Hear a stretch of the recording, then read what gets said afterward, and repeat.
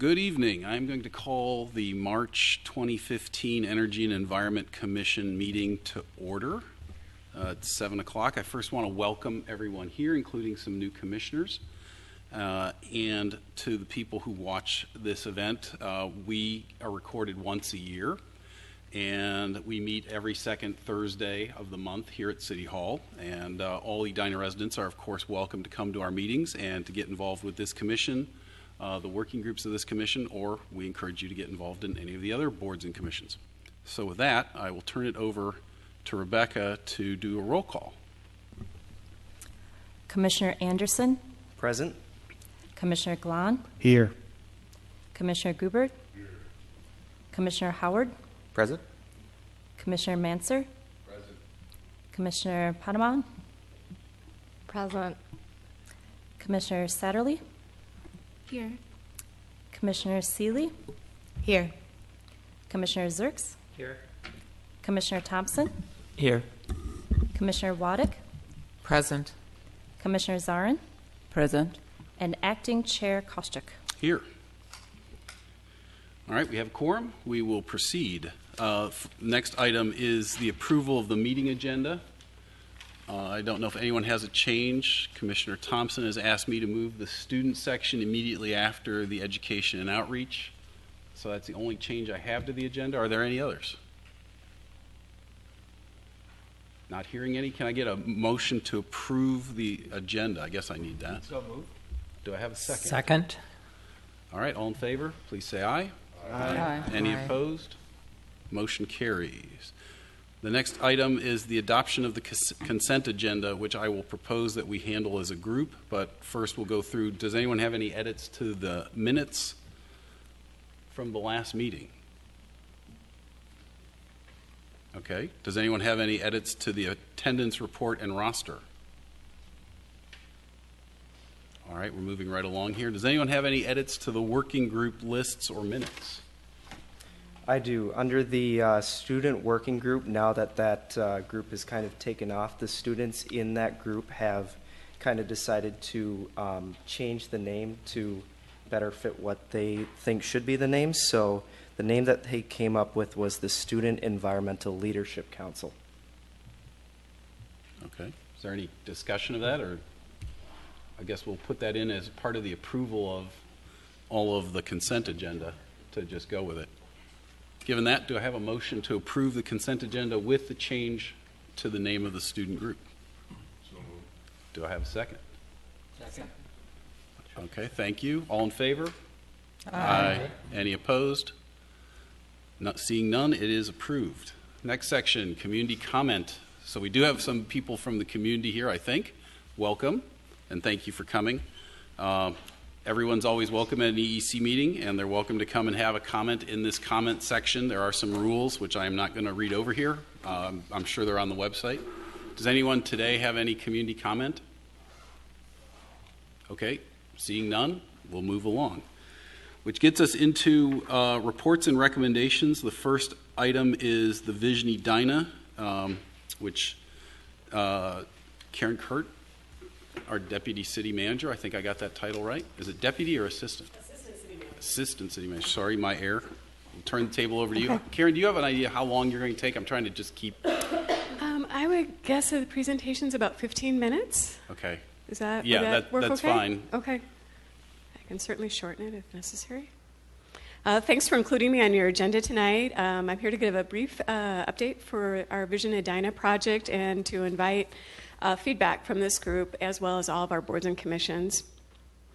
So just a little bit about Vision Edina. This is really our long-term vision for the city. We're looking out 20 plus years. It's a replacement of our current document, which is called somewhat similarly Edina Vision 2020. And we all know 2020 is coming up, and so it was time to really renew and refresh.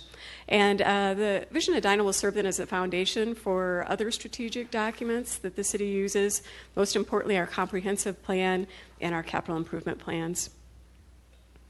Just a little bit about the process. We've been working on this since August. We engaged a consultant group called Future IQ, and they've been our partner on this project. And they started by researching city trends and implications. They did that during the month of August and September. Then in September, we had our first big event, which was a think tank workshop. It lasted over 2 nights. We had about 110 people that participated in that process, including 3 members of the EEC. And from that workshop, we developed 4 plausible future scenarios for the city of Edina. And then during the months of October through December, we went out and tested those 4 plausible scenarios with a lot of residents. We collected almost 600 surveys, both in person and online, and conducted 37 community meetings. And we received back then in January an analysis of all of that information that was gathered through the survey process, and then the consultants prepared for us a draft visioning document, which was what was shared with you in your packets. And it's important to know that that document hasn't been massaged at all yet. That's simply the consultants' recommendations based on what they heard through the process. And so at this point, we're gathering feedback, and then the council will review it again in late April to make suggested changes and edits. We have a lot of fabulous reports that were developed in conjunction with this project, and I just want to highlight that you can find them all online if you go to our website, edinamn.gov/vision. And so just a little bit about the process. When we were at that workshop back in September, one of the things we looked at were key drivers that people felt were going to really impact the city as we looked forward for the next 20 years. And then people rated those drivers based on the level of uncertainty associated with it and the level of importance. And then really the scenarios themselves were sort of formulated based on those drivers that were both highly important and had a fair amount of uncertainty associated with them. And so then from that, this is the graphic that shows the 4 plausible scenarios. You can tell that they're organized around 2 axes. The horizontal axis talks about balancing Edina's redevelopment. And on one end, you can kind of see the focus on single-family homes, preserving streetscape, quality public amenities, gradual replacement of infrastructure, community spaces, close-knit neighborhoods. On the other end of the spectrum, urban renewal, modernization, technologically advanced, younger professionals, mixed use and residential styles, live and work, more diverse economy. And then along the vertical axis at the top, we've got more outward-looking, highly connected, more socially progressive, exerts regional influence, innovative, future-oriented, works to attract mixed demographics, highly engaged citizens. And then at the bottom, more inward-looking, more focused on family, quality education, quality of life, socially moderate, values, heritage, etc. And so at either end of either of these continuums, there's no wrong choice. They're just different preferences. And then during that think tank workshop, the participants explored looking at each of those axes and what the future might look like if you went out 20 years, and then came up with the 4 names that you see in the boxes: Reinventing Tradition, Nodes and Modes, Complete and Connected, and Edina Today Extended. And so I just want to walk through a few of the survey results tonight because it was a key part of this process, and there's one in particular that's kind of interesting for this group. One of the survey areas had to deal with residential development mix. So in terms of residential property type and density, how would you like Edina to be 20 years in the future? And you can see at the one end, they had retained strong single-family home focus. At the other end, much more mixed use and diverse residential options. And you've got a pretty wide swath of responses here, which I think says a lot about a lot of the discussions that we're having right now in the community as we're encountering a lot of proposed redevelopment. Transportation options in terms of ease of access, walkability, and local transportation issues. And this one was maintaining a reliance on existing good quality road and vehicle transportation systems. On the other end, more local transportation options, including sidewalks, bike lanes, and mass transit. And this was one of the areas where we saw a stronger skew one direction, which was in that multimodal direction. Commercial development mix. Here, the one choice was maintaining a centralized core of large retail and commercial district businesses. On the other hand, you had more neighborhood-based village center feel with multiple community modes and locations. And here we've got a little bit of a skewing as well towards that more neighborhood-based village center feel. Live and work. The choices here were predominant reliance on people traveling and seeking professional careers elsewhere. And then on the other end, more live and work local options, especially for young professionals. And again, a wide variety of responses, with the most common response being dead in the middle. Education. Of course, the city of Edina doesn't have a lot of control over education. That's governed by other entities, but we do partner with both the Edina district and the other school districts in our community, as well as higher education institutions. So here the choice was a continuation of investment in high-quality existing school education system, and then more future-focused educational system that strongly connects with the world with lifelong learning. And again, kind of a wide variety of responses. Population mix on this one. One end we had ideal for school-age families, active aging, and healthy retirement community. On the other end, more diverse, mixed-age community, attractive to newcomers and young professionals. Lots of answers in a lot of different areas. And then environmental stewardship, which was an interesting one, because this is one where we had a stronger response that really skewed one direction. At one end here, we had maintaining a high quality, this probably isn't high quality. I don't think that slide is actually quite right on that one end. Maintaining a high quality traditional infrastructure and services. On the other end, more environmentally friendly practices of living and technologically driven services. Actually, that might be right. And so we see a strong skewing towards the upper end there and the more environmentally friendly side.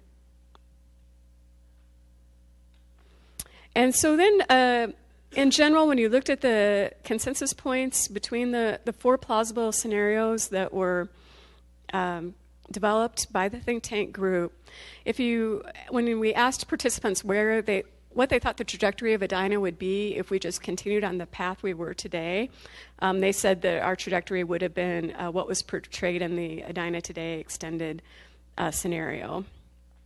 So then when asked, where would you like the community to be, the consensus point ended up a little bit to the right and a little bit above where Edina Today would be. But it is pretty close to the center. And so if you read the report, one of the things the consultants will talk about is the idea that Edinans have strong they feel that their community's been very successful, and they're very cautious about harming the things that have made them successful in the past. So while they recognize that there may need to be some change, people want to make sure that the things that have made Edina special are preserved. I think I'm doing a decent job of paraphrasing that. And so then I also just wanted to make you aware, and perhaps if time's an issue, I won't actually pull this up, but if you actually click on our website, and you go to the Vision Edina page, you can see all of the data sets. And for all the questions that I mentioned, you can sort them by age, by how long people have lived in the city, by sex, and by quadrant of the city that they live in. So you can go on, take a look at the data yourself, and draw some of your own conclusions. So in terms of the vision statement that was recommended, the consultants proposed the following statement. Edina holds a well-earned reputation as a city of choice. It is a model of a successful, mature, and progressive urban community which remains relevant in a modern and changing world. We maintain our heritage and attractiveness and afford our residents the highest quality of life while actively embracing the future. Within the context of North America and the Twin Cities, Edina is known as a distinguished location that provides the ideal environment to raise families, run businesses, and simply enjoy a life. And then there's a lot more detail in the actual draft document that we received, but they also outlined 5 items that would additionally define our community.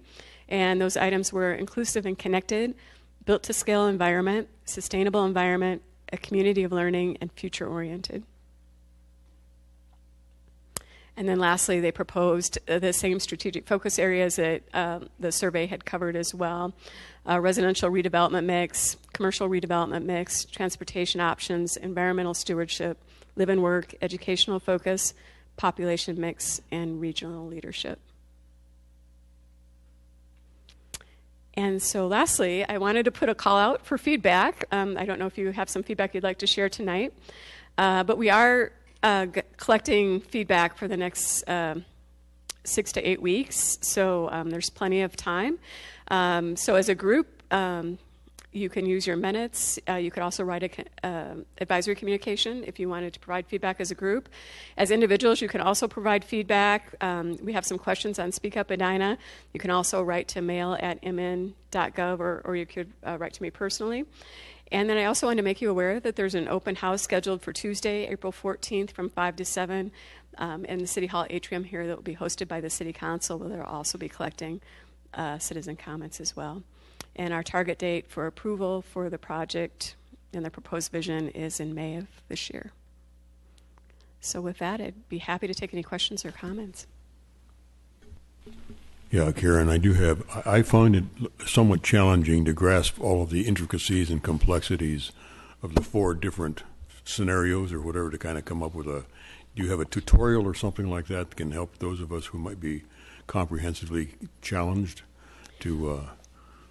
I think the best way to get a feel for the scenarios is to look at the report that's specifically about the scenarios. And let me see if I can find the cover so I can get the title right. Because there's a fair amount of the Scenarios of the Future report, which is online, and that gives a fair amount of detail from the think tank group. For each, we divide it into 4 groups, and it gives a report of kind of what people felt like if we followed that path, what it might look like in 5 years, 10 years, 20 years, what common headlines might be, and it really paints kind of a more full picture. Okay, thank you, Manager.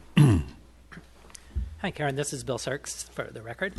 Just wanted to ask, we're going to be getting into some discussions with Council at our work session next month about kind of sustainability measures that require collaboration between council and staff and our commission, and trying to get a better understanding of our role in this.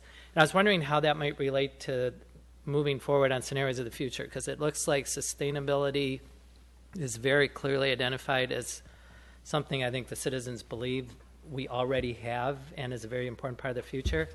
And so the question is, are strategies to actually make that happen a next step in this resource that we should be commenting on later, or would that be something appropriate for when it's coming up before council in April? I think that work session would be a great time to share your thoughts with respect to the vision and any specific strategies you have. Once the vision is approved, and I think you're right, I think it does paint a pretty strong picture of the community's interest in sustainability. Then again, it becomes the foundational document for our comprehensive plan and the chapter that's in there. And then it's going to be a question of probably becoming more disciplined about our approach to that. Okay, thanks. Any other questions? I mean, thank you for coming. I do appreciate that. I do note that the section, I guess it's page 23 in our packet that goes through this, talks about the city embedding systems, having leadership roles, et cetera. And this is the point of our discussion with council at the work session in April, which is we've had that in the city's documents since 2007, and very little of it has actually gotten embedded into anything that actually affects day-to-day city operations.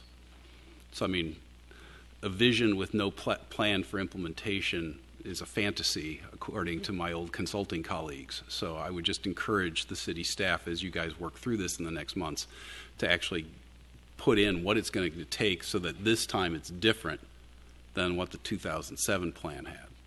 Understood. Thank you. All right. Well, thanks very much. Oh, Mr. Glahn, sorry. I did have one comment I wanted to make on the vision statement. Sure.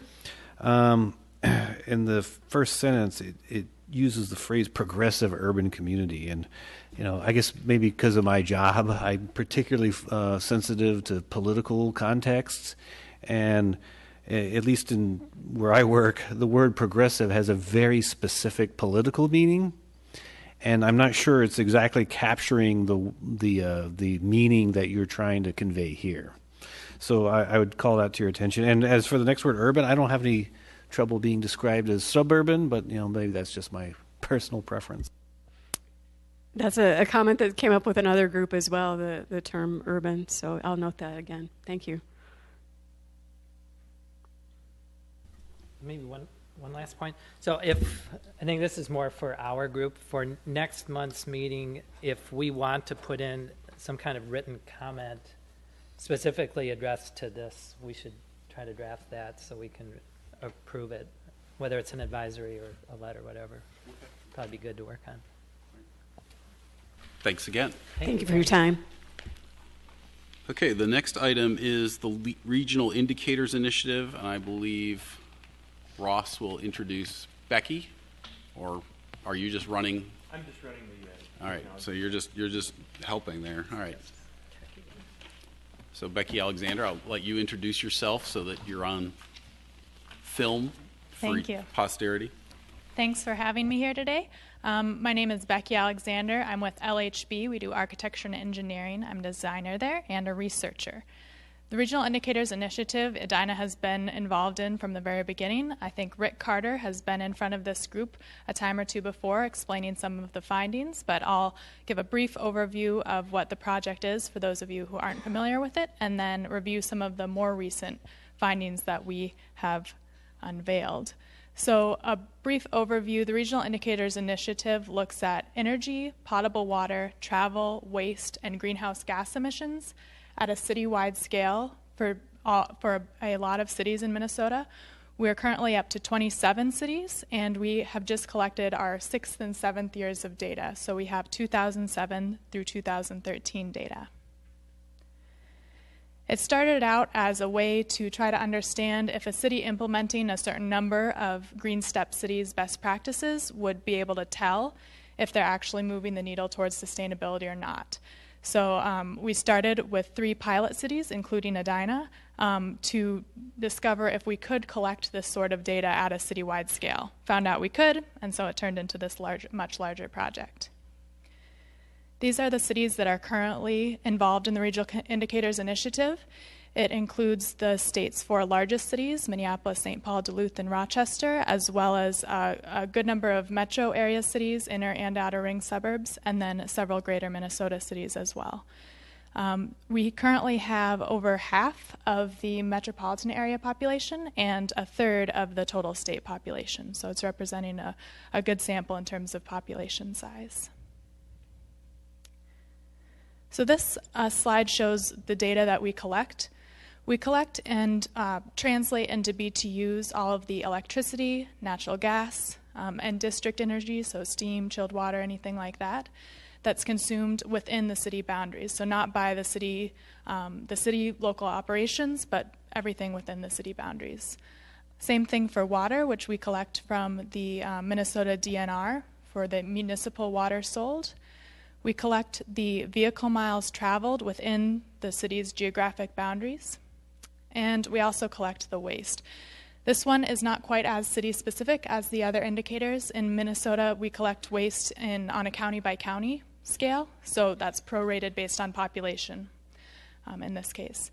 And then we translate those 4 indicators into greenhouse gas emissions as well as cost in dollars. We also, you can see along the side, collect a lot of demographic information such as population, households, and jobs.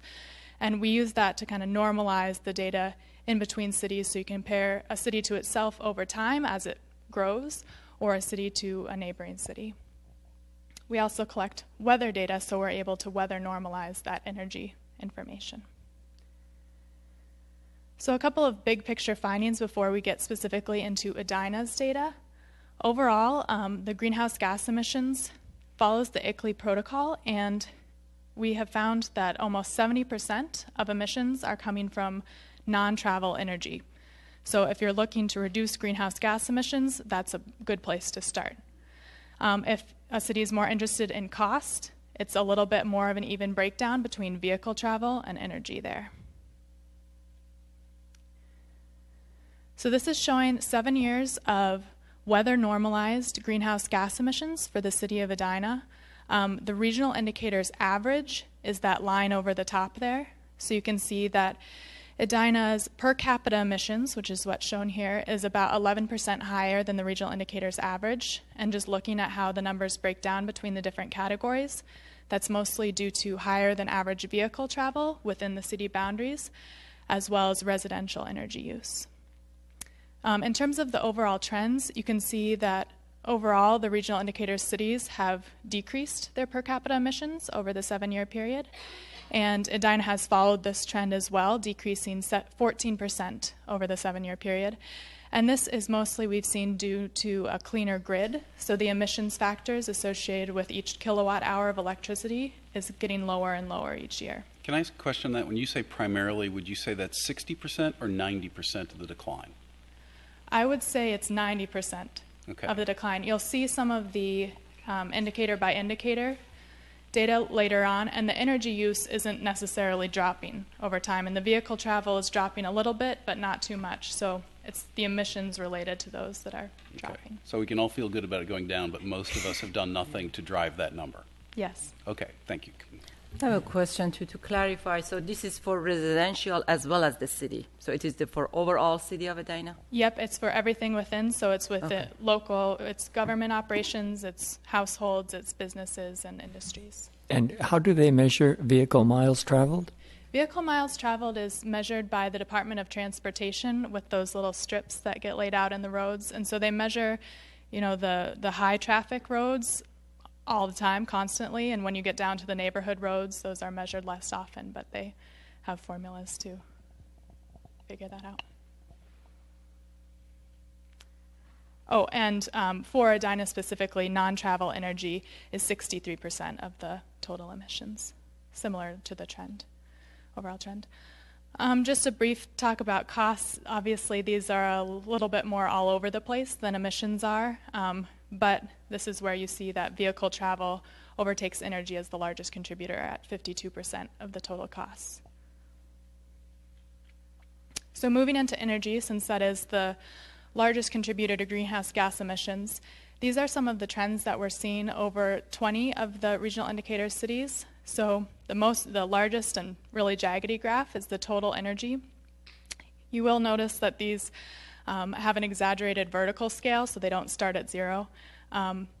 But we aren't really seeing any very strong trends for energy, for overall energy. When you weather normalize it, it gets a little bit flatter. And when you look at greenhouse gas emissions from energy, it gets a lot flatter and starts to show that downward trend.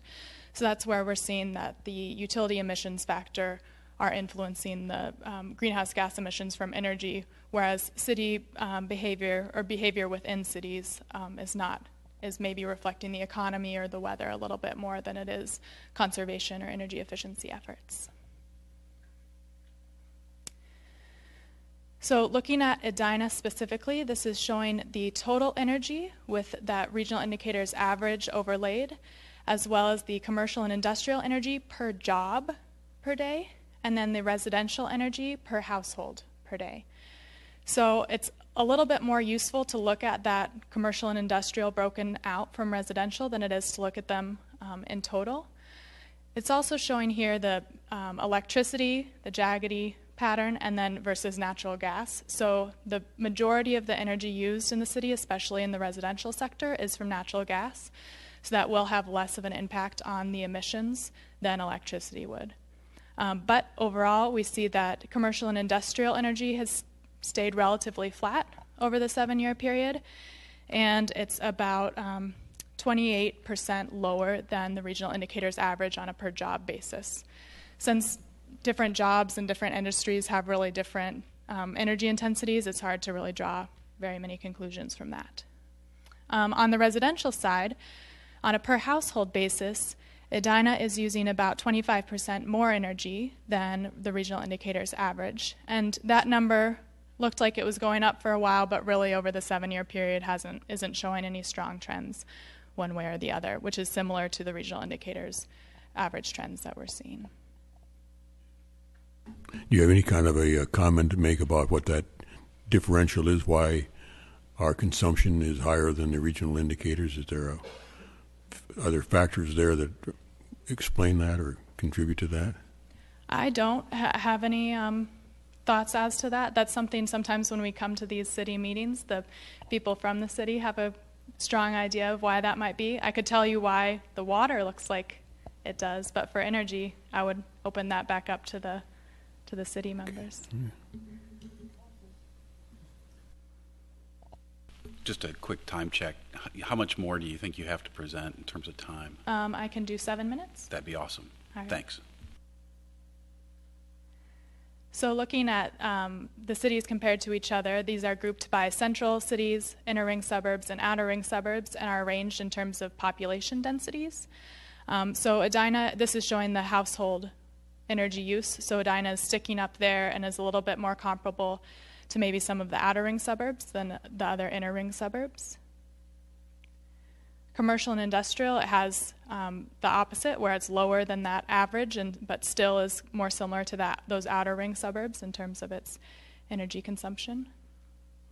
And then I'm going to skip through this slide. This is the one that shows all of the data that we've collected all on one slide, but it takes a little while to understand it. So moving quickly on to water.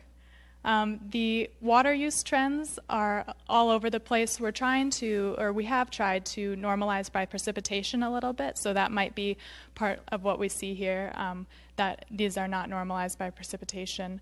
Overall, it's more or less following the regional indicators trends with kind of an outlier year in 2010.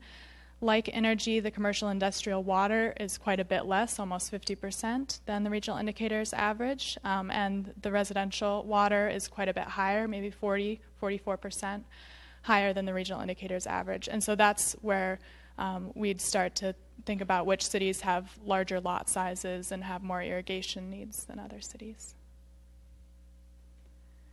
So this is showing that same sort of thing. Once you get into the outer ring suburbs where the irrigation needs might be higher, that's kind of where Edina is fitting in right now. And same, lots of data graphic for water that we'll skip over. Travel, we aren't seeing a lot of trends, basically only what we'd expect, that in the central and standalone cities, there are fewer vehicle miles traveled per capita than there are in the inner ring suburbs and then in the outer ring suburbs. Edina fits right in with those other cities there and hasn't seen significant change over the 7-year period. So what do we do with this data? Well, we have 7 years now and know, this is again greenhouse gas emissions, know what contributes most to greenhouse gas emissions. With that, we can use projected population estimates and job and household estimates to create a business as usual trend line. This is showing for all regional indicator cities. It's not specific to Edina. And then from there, we can compare that line to a target. So whether it's a city-specific goal that's been set or the statewide Next Generation Energy Act goals of an 80% reduction in greenhouse gas emissions by 2050. We can set that line. And then the next step is figuring out how to close the gap between those two lines. So we've just started to scratch the surface of that task, and we're doing this through wedge diagramming exercise. So this is just a really beta draft version of it. We've been working with the city of Rosemount to test drive it, but basically thinking about how we can how we can create wedges within the commercial and industrial sector and the residential sector to get to where we want to be. So we're currently looking for a couple of the next steps. We're currently applying for funding to continue to develop that wedge diagram and to work with leading experts in the world who develop wedge diagrams to actually quantify wedges for different city types. And enable that to be used as a tool by cities, especially in the metropolitan area, to use in their comprehensive planning process that'll be happening over the next few years. So we're hopeful on that front. We're also hoping to institutionalize this project by making an online database to house all this information. Right now it's in 27 different spreadsheets on our hard drive, so make it a little bit easier to collect the data for more cities and keep this information public.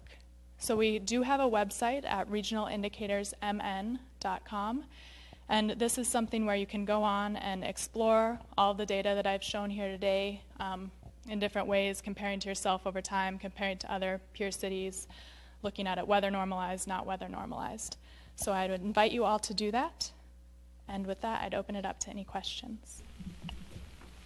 Do we have any questions? This is Bill Sirks, and my day job is working with the state of Minnesota. We've actually funded your project a few different times with PCA and Department of Commerce, so I'm glad to see it's working. The comments I make is our two agencies also every 2 years prepare a report on greenhouse gas emissions for the state, and the last one just went in January of 2015, 19. But anyway, one of the interesting things I observed is most of the reductions that we've seen in greenhouse gases came from either the transportation sector, which I think from 2005 through 2013, which is probably the last data the state had as well, was about 8%. And the utility electric generation was responsible for most of it. Like they were down about 17% over that time. But they are getting very close to their renewable energy goals. So we are not expecting to see the electric utility sector carrying the rest of the load. And all the other wedges that we're looking at are either flat or going up. So the message is that the goal and where we are, they're not going to meet. We're not even going to meet the 2015 goal. Edina has the same goals as the state of Minnesota, so it is 15% this year, basically, 25 by 25 and 80% by 2050. And we're going to be going to the last thing I'll say here is we have a work session with the city, for those of you who are newer, to talk about if we want to start making progress toward greenhouse gas goals. The city itself actually needs some specific strategies because we have goals, but we have really no implementation really anywhere. And so one last question I had for you is, do you know about, there is no way to apportion cities' energy use from the commercial sector, which is, I guess, where the data on the city itself would be in the commercial sector? Yep. Okay. So that data would be in there if your city is using B3 benchmarking pretty regularly and consistently, then that's something that could be kind of pulled out of there using that system. Okay, thank you. Go ahead, Paul. Quick question. Just I'm wondering how this information could be given to the City Council and to Planning Commission, Transportation, appropriate leaders in Edina so they could be seeing this information. So that's something that could be shared a couple different ways. The website could be shared if you're looking more for a one-page summary of Edina-specific data. That's something that we have also created a graphic template for that we also tested out with Rosemount but could create for cities that are looking to use it. That shows kind of the different indicators and how it compares to regional indicators averages and everything. What about what you've just shared with us, that whole presentation? Yep, this whole presentation can be shared. Rick Carter and I go to city, different commissions and different councils and present this. We can take as short as 15 minutes and as long as an hour talking about it. Thank you.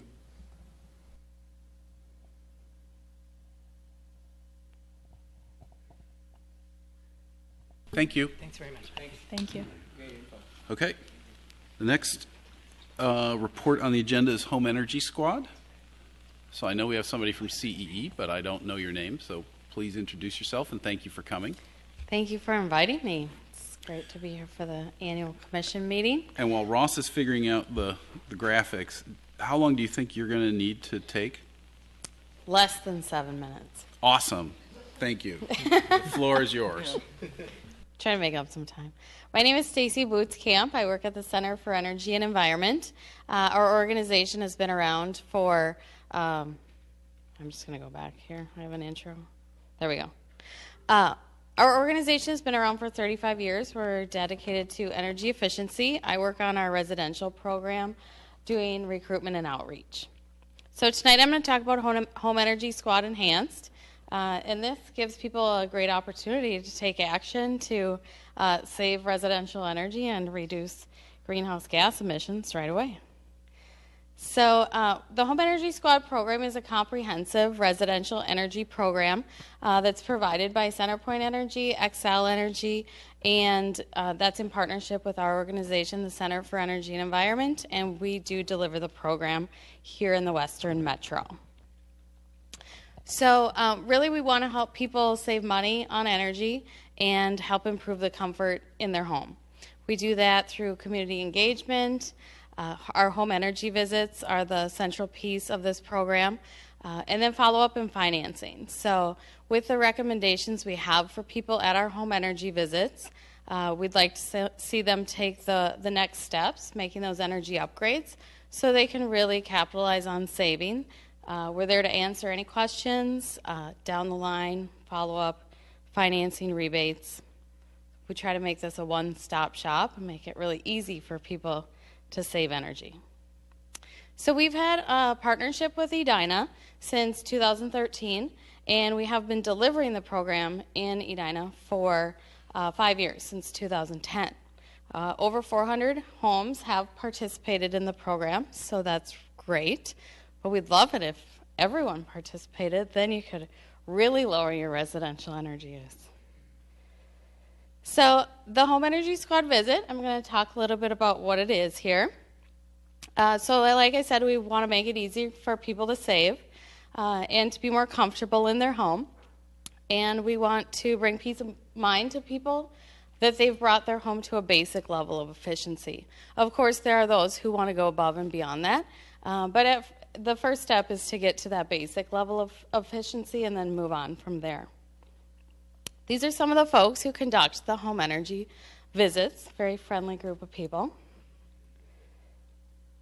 So what the visit consists of, for only a $100 copay, it's a 2-hour visit with 2 energy professionals where they install materials, they identify opportunities where people can save in their homes. Each home is different.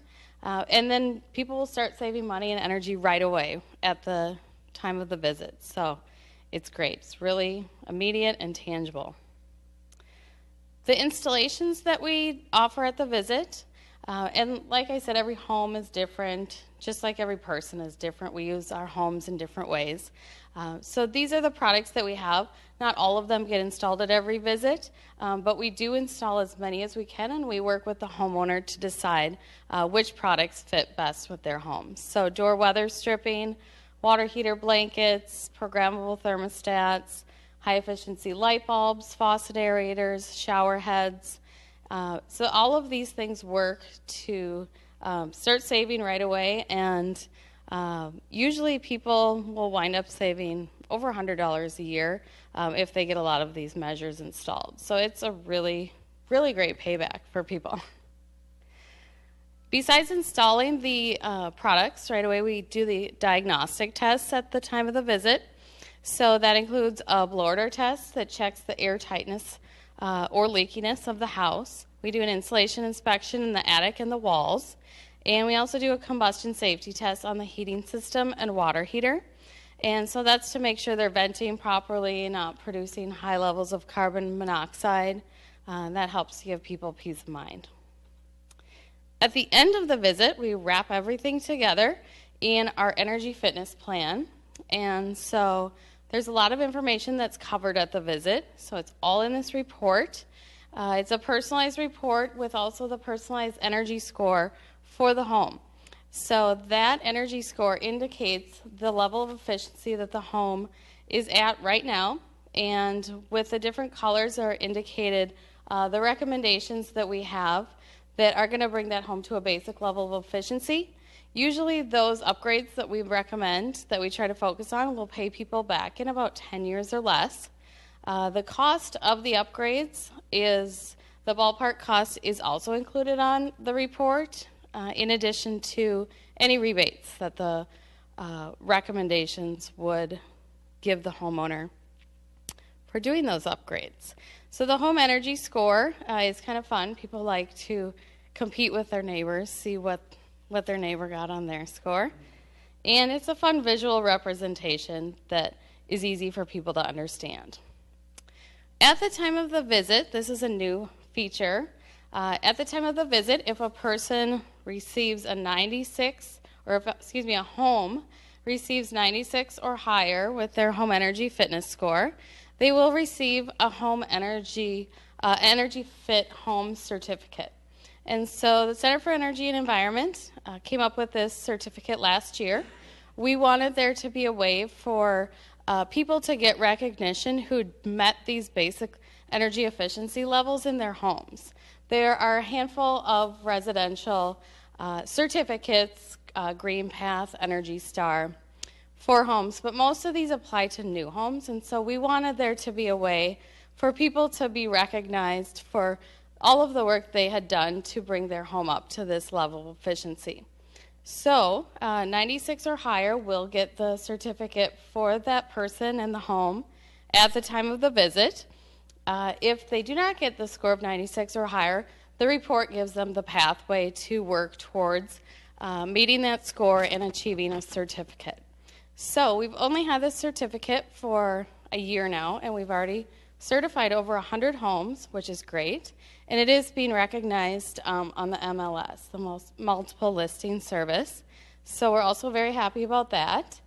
We hope that it, helps to transform the housing market and really make it important for people to look at energy efficiency when purchasing their homes. So like I said, we want to make this a very comprehensive one-stop shop. We're available for follow-up questions on rebates. We have a lending center. We're a nonprofit, so we have access to very low-interest financing to help people make these upgrades. And our program has been around for 5 years. We've received very, very high customer satisfaction rates. 99% of people said they would recommend it to a friend, so we're very proud of that. And again, the partners in the program, CenterPoint Energy, Xcel Energy, and then we're very happy to have support from the city of Edina as well. So if people want to take advantage of the program, this is how you can connect with it. Call Beth and schedule, or visit our website. So we'd love to help more people in the city save on energy costs and help to reduce the carbon footprint. And that's all I have. Great. Well, thank you very much for your time. And thank you. To anyone who's watching this at home, we would recommend that you look at these numbers or this website and try to make use of it, since this is the biggest audience we have every year at this televised event, and so we hope people see this. Any questions from the commission? Stacey, we just did an article in Edition Edina on the homes in Edina. There were 3, I think, that were certified. The certified homes? Yeah, yeah. My understanding is that now that this is not a separate initiative. This is rather under the umbrella of the Home Energy Squad. So that's the point of entry is the enhanced Home Energy Squad. So the Home Energy Squad is the way people can get certified in the Western Metro, but the Energy Fit Homes certificate is actually a collaboration between Center for Energy and Environment and the Neighborhood Energy Connection in St. Paul. So people in the Eastern Metro can also get a certified home as well. But as far as our involvement, it's through the Home Energy Squad. That's how someone would get their home certified in Edina. So, Stacey, how does the 400 homes in Edina stack up against other communities? I guess that depends on if we were looking at a total or year by year. But Edina's had a very high participation rate for a Home Energy Squad partnership. So that's 2 years, or since, I think Judy has or is that 201 in the last 2 years. So that's actually very, very high, higher than most cities. So we're happy to see that. Does the certificate applies to previous years if you have done it for some houses that they are 96 or above? If a home has already participated in the program, we will go out and just verify that. So since the certificate is new, but if a home if a homeowner took advantage of the program before the certificate, we will go out and verify that it meets those standards and then give out the certificate to that homeowner. Great. Well, thanks again for coming tonight, and we appreciate your work. Thank you very much. Okay, I think the next item is Solvay on recycling and solid waste, an annual summary. So welcome, and thank you for spending yet another night with us.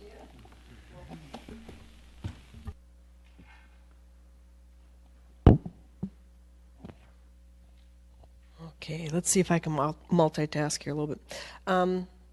Many of you do know me. I am Solveig Wilmot. I'm the recycling coordinator for the City of Edina and also an environmental health specialist. I've been with the city many years. My recycling report this evening will cover the curbside recycling program, and then along with that, we'll talk about what's coming next, what I'm aware of, what are the state goals, business recycling. I'll touch just a little bit on that because I know there's another report on that coming up this evening. Some new state regulations and organics. First, I wanted to present the materials that we do collect curbside. Some people may not be aware of everything that can be set out into the cart. I wanted to take this opportunity to give some visuals of what you can be collecting into the cart. I don't want you to overlook your bathroom materials, the box for the toothpaste, many box board materials, it's called, also phone books, junk mail, or actually they like to call it campaign mail, school paper, office mail, cardboard. We do get a lot of cardboard, and the one topic I want to mention on this is that with the cart, it is nice to just be able to stuff it in there, but you do need to be careful to put it in so it can come out again, and it can cause a blockage so your material doesn't dump out of the cart. So we recommend cutting it so that it goes in easily, or be sure to fold it into a grocery bag and then get it into the grocery bag if you are still using them. Then that will empty easily out of the cart. Newspapers touched on that. We do take shredded paper. We do prefer that to be bagged into a bag, and that also, when it comes to dumping it out of the cart, it won't blow around so quickly. And this is a better way also for it to be captured and get processed at the recyclery. Containers, we have cartons for soup boxes now, milk cartons we take, which is a newer item in our list, soup, broth, wine cartons. Please be sure to include all of that. Plastics have expanded. We now take the clamshell, which is one of the front pictures there. That clamshell is a fruit container. Usually you can see the fruit clearly through with an attached lid. Yogurt containers, margarine or deli containers. Plastic bags is unique in Edina. Not all metro communities do collect that. We do, so please bag your plastic bags. Make it a nice fluffy pillow. That helps so it has a little bit of weight so it comes out of your cart easily, and then it makes it into the recycling truck. Bottles. We've collected glass bottles for many years. Please continue to put those in with your recycling. Cans, that's beverage and soup cans. And then here's a graphic that shows our recycling collection comparison from 2013, which is the blue bar, and 2014 is the green bar. There's approximately about a 4% decrease in the past year from 2013 to 2014. I can't speak specifically as to why that might be. It seems pretty even except for the paper as far as a decline in all the materials. It is also a trend that has been found in Minnetonka, and surrounding communities have reported that there's been a decrease in tonnages of recycling. So if the reason is you're finding your cart is too full and you've decided that now it's full, you're going to put it into the trash so it's not getting the recycling, residents can get an additional cart if they find that that would help them. There's no cost for an additional cart. If you haven't sized up to a larger cart, we do have a large cart of a 95-gallon. And to do this is easily to contact City Hall here, and we'd make arrangements for a cart to be delivered or changed if that's what you would like. What's next? Well, the Municipal Pollution Control Agency has a solid waste report, and it goes out for 2030, and they established some goals that they'd have for recycling. 45% recovering of recyclable materials, and then also 3% for the organics. And this is to reduce the amount that goes into the landfill. We are currently, I should back up, we are currently at 43%, excuse me a moment here.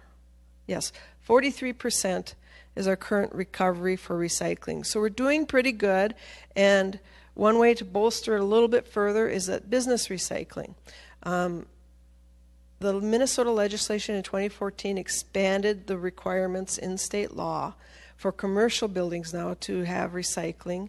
If they have a 4-yard dumpster for trash, then they must have also a recycling container to collect at least 3 materials, and that can be paper, plastic, cans, bottles, any of the materials that we collect. They then also have to find 3 of those that they must be collecting.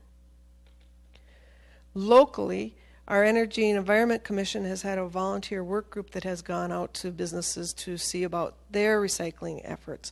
And I know this is coming up later, but I did want to show this chart, which shows that their efforts from 2013 to 2014 may have had an impact in Edina. Our tonnages have gone up from reports that I get from the haulers by 1,400, I'm sorry, I'm doing poor math here, 700 tons. So I appreciate their efforts and the significant, I believe it does show. These are some of the materials that are available for businesses, since that's one of the new push areas. It's available either at the Hennepin County hennepin.us site or pca.state.mn.us. Please use the search word business recycling, and it'll pop you right to many selections there for materials, including these posters and or labels that you can order at little or no cost. Some of them are free even. And then recyclingminnesota.org is another organization that does have free signs and images for recycling. The organics is the material also to be included, a 3% increase in organic collection. Organic are materials that are compostable. They consist of plant or food. They can be paper that isn't recyclable paper to be put in for composting or biodigesting. So we've already talked to it's already been presented to the Energy Environment Commission about maybe some steps that could be taken to try and bolster that effort in Edina. We currently do have a refuse hauler that will provide organic collection. You do have to request it, and there would be an extra charge. And we want to create more drive for other haulers to be looking to add that to their program so that everybody's participating in that. If you have questions, I'm open for questions, and this is my contact information for those that might want to have that. Sylvia, I have a question. Bob Gruber here. How do people find out what they can put in recycling? They get those pictures of all of those items. How do I find out as a homeowner? We annually send out a postcard, and the postcard does have the list of all the things that you can put into recycling, the yes and the no's on that, along with the calendar for the every other week collection. So if you're a blue week or a gray week collection address. Does the hauler also have that same information? So like BFI? It's Republic is our hauler, and yes, they do. And I also have all that information on our website, along with the calendars for available for downloading. Okay. A technical question, Sylvia. I noticed that on the plastic bottles, the caps were on for recycling, and in the glass bottles, the lids were off. So can you enlighten me? Certainly, I appreciate that. Sorry, I didn't mean to interrupt you. Plastic, we do want you to put the plastic lids back on the plastic, because now in the recycling process, they shred that plastic down and use an optical sorter, so they are able to sort the different densities of plastic. So the best way to capture those little tiny lids and make sure they don't fall through to the sweep floor for the trash is to leave it on your plastic containers. On the glass, the reverse is the case. Glass is one material, and the lids are frequently plastic or metal, and therefore it's not a like material and not wanted to go with the glass materials. So we do ask you to remove those and either put them loosely in the bag. The probability with the size of that, though, is that it will fall through the sweeping down to the sweeping floor. if it's plastic, maybe put it in a plastic jug with it, and then it'll get processed properly, or into a metal can, and then that would help capture it to get it processed. Thank you, Paul. I have a question. So don't the containers also give the information on the top on what you can recycle, or is that just the composting containers? Yes. So for the carts that are delivered, for the recycling, we do have that requirement that the hauler, our contract hauler, provide a label that says what can go into it. For organics, that's not required to be on the lid yet, but you would get education material from the hauler because it is done independently, and they will share with you what they will accept in their organic collection program. Okay, thanks. Yep. Okay. Somebody else had a question? Where'd it come from? Over there. Okay. Just wondering if you have a current statistic on how many percentage of residents participate in organics collection, or if you already said that? I have a number that's around 700 households out of our 14,000 households. And it's an independent hauler that provides that service. So. Thank you. Seeing as there aren't any questions, thank you very much for coming and spending part of your evening with us. Thank you for inviting me. Appreciate it. Thank you so much. Okay, I guess Ross is up next with the Energy Annual Summary.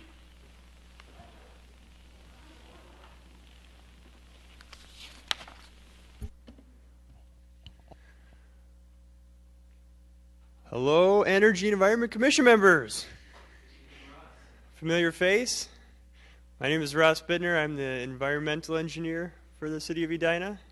You know me well, but we're televised, so I'll introduce myself to everyone else. I'm going to give you a quick overview on some energy topics that are close to the city operations.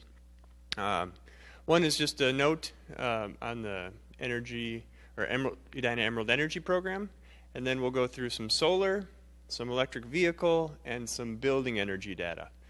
I left some space in this presentation for those future reports that I don't have, but I know you ask for occasionally, so maybe I can remember to wrap them in next year. Just the first note here is the Emerald Energy Program, which was the PACE program for the city of Edina. Since our last annual televised meeting, has been transitioned over to the St. Paul Port Authority. So I'm still getting calls occasionally for people asking for potential financial tools to help them with their mechanical, ventilation, or solar projects, and I'm transferring all those calls over now to SPPA. That was one of the commission's advisories that went to the council that was acted on. So that's news since last year. I'll also give you a look at solar. This is a picture of our solar facility. Started online in fall of 2012. It sits on the top of this facility. On the new Google map, if you zoom in, you can actually see it up there now. It wasn't on the old one, so that's new. It's been up there long enough now. It's a 24 kilowatt solar. It's sized for just a small fraction of this building's total energy use. It's dark outside now, so it's not pushing any more kilowatts to help us light our lights here. But when it does kick on in the peak of its use, it's going to be producing a 30th or so of the total energy use. It's projected to save about $1,300 a year, and it was a demonstration project that was funded with state grants and stimulus funding. To give a couple comparisons, this was one of those early solar ones. It's not a real cost competitive one, but those prices are going down, so this shouldn't be indicative of the future of solar by any means.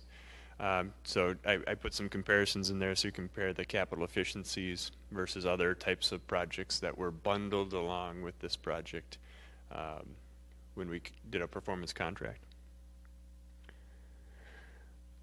We like to compare our facility to the Grandview Tire and Auto that went online a little bit earlier than ours. They were the first project through our PACE project. So this is some of their data as well. They have a little bit bigger system, and it uses different equipment, and that's a little more efficient. We compare the total energy use, and you can kind of see the trend over the course of a year. These are Grandview Tire and Auto on the left and the City Hall on the right for just the annual use or annual production in 2014. Grandview Auto produces almost twice as much as the City of Edina. Maybe not a fair comparison because we were out for the month of April and with some sort of equipment down.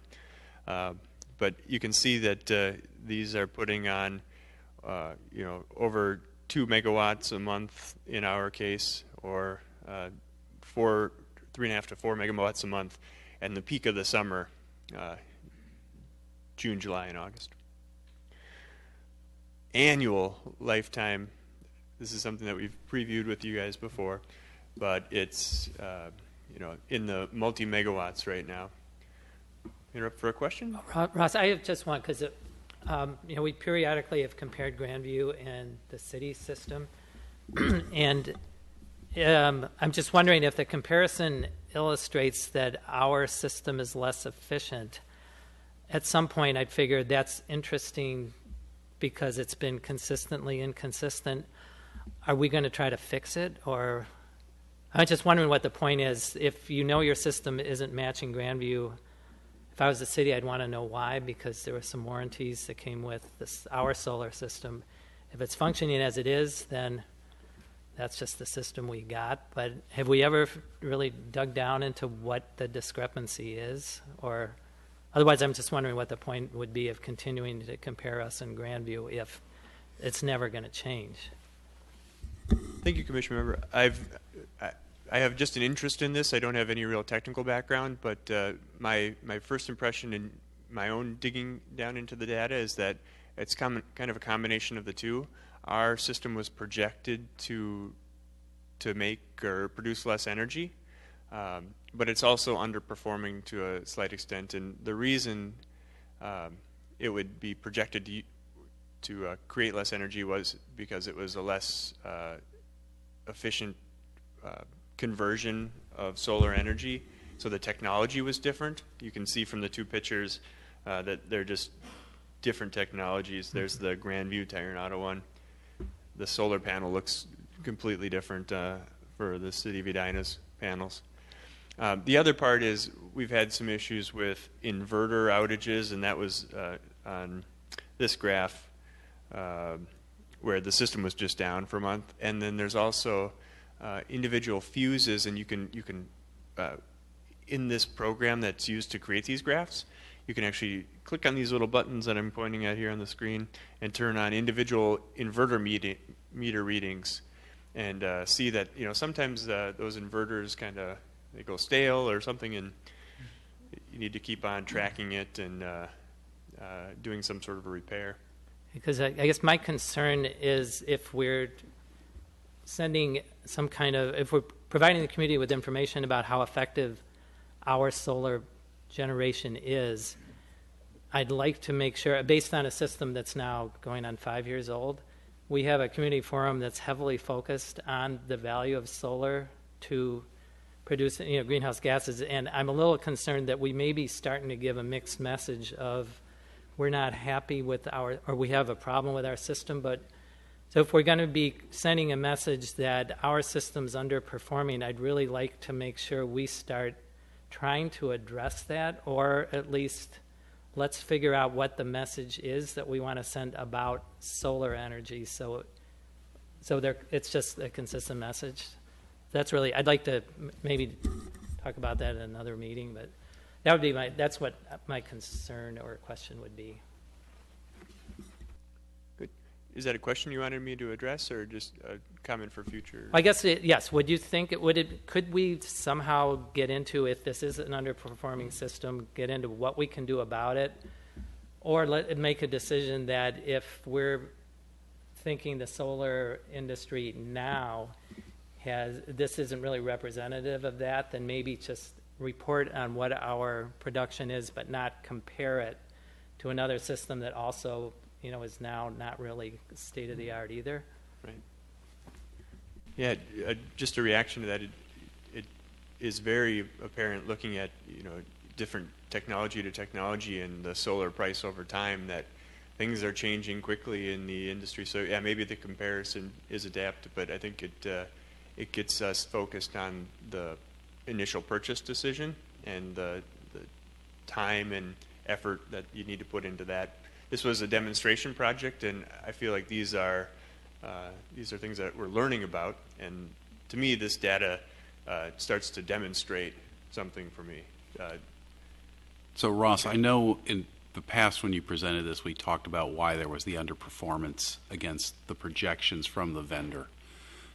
And I don't know if it's your role, but is it possible for someone in the city to write a letter to 10K Solar and basically say, look, here's kind of our data for the 3 years we've had this up and running. We seem to be underperforming your estimates. Would you care to comment on what that is? I mean, now I don't know the details of our contract, if there's any ability to hold them to things, but it would at least be useful to get on record. Did they source a bunch of bad PV modules from China? Is there something with the design? I mean, I'd like to get the vendor to come back and say, why did you underperform your specs? Thank you. Yeah, Tim Barnes, our facilities manager, has taken that advice, and I think he's making contact. Okay, because once he is, I think this whole commission would like to see the letter. Because I'm just big on holding vendors to stuff. And again, this was a demonstration project, and so far, as Bill has pointed out, it's kind of a mixed bag. Any else on this, or we'll let Ross keep rolling, because otherwise we're going to be here very late. I guess last thing I'd point out, it was part of a guaranteed savings contract, so the overall contract is achieving the energy savings they promised. And because we did have that report last year, I don't know if that's also coming. So this is part of a bigger picture. Good. So the next slide that I have is we have a B3 data system that we enter our facilities information into. And the report that I included in the packet has a lot more rich data and current data. But generally we have some buildings, about 600,000 square feet of buildings under management. In this system, only the largest of the buildings are entered. We have many small parks, shelters, utilities, structures that are in the fleet, so to say, but that aren't reported at this current time. By square footage, our public works facility makes up more than a quarter, and Braemar Arena makes up, and City Hall make up another quarter. This is data that we'll have to update with the new creation of Sports Dome, but that's a temporary seasonal one. So I'm challenged on how I'm going to describe some square footage that comes up every fall and goes back down in the spring. So maybe we'll have to start breaking it down a little bit more. But I've also color coded it by function, and a lot of the area under management is park structures, and then just the general government, City Hall, and Public Works maintenance make up the other big portion. Liquor stores, fire halls are a pretty small minority in the total square footage. Overall, the city performs fairly close to average when you look at our entire fleet. Benchmark data 1.0 would be functioning per current energy code, like every building was built today right to energy code. So we're just a little bit above that. But individual facilities vary very widely. We have some star performers and some laggards, but I think that's probably the case in almost every fleet, the old buildings that need a little bit of care. But we have someone on that case now. So Tim Barnes has been with the city for over a year now, and he's digging into those facility needs, and this commission has been engaged with him on that effort hand in hand and looking at the building energy mix and how we start making those decisions in a more planful way. So we compared to the peers, 3 of our facilities greater than 90 percentile. On this list, you want to be in the higher percentiles, and 7 less than 10 percentile. We can still get away with that type of underperformance on the number of facilities because they're generally the smaller ones. Our big facilities like the ice arena are pretty close to par, and our public works facility is way under par. Golf metaphor, good. That's a good thing. So this is the kind of data that we look at when we are in the B3 system. Our building managers are more and more getting access to this data and looking at it. It breaks it up in between electric use and gas use. The electric is in the red. This is an example from, is it the Braemar Arena?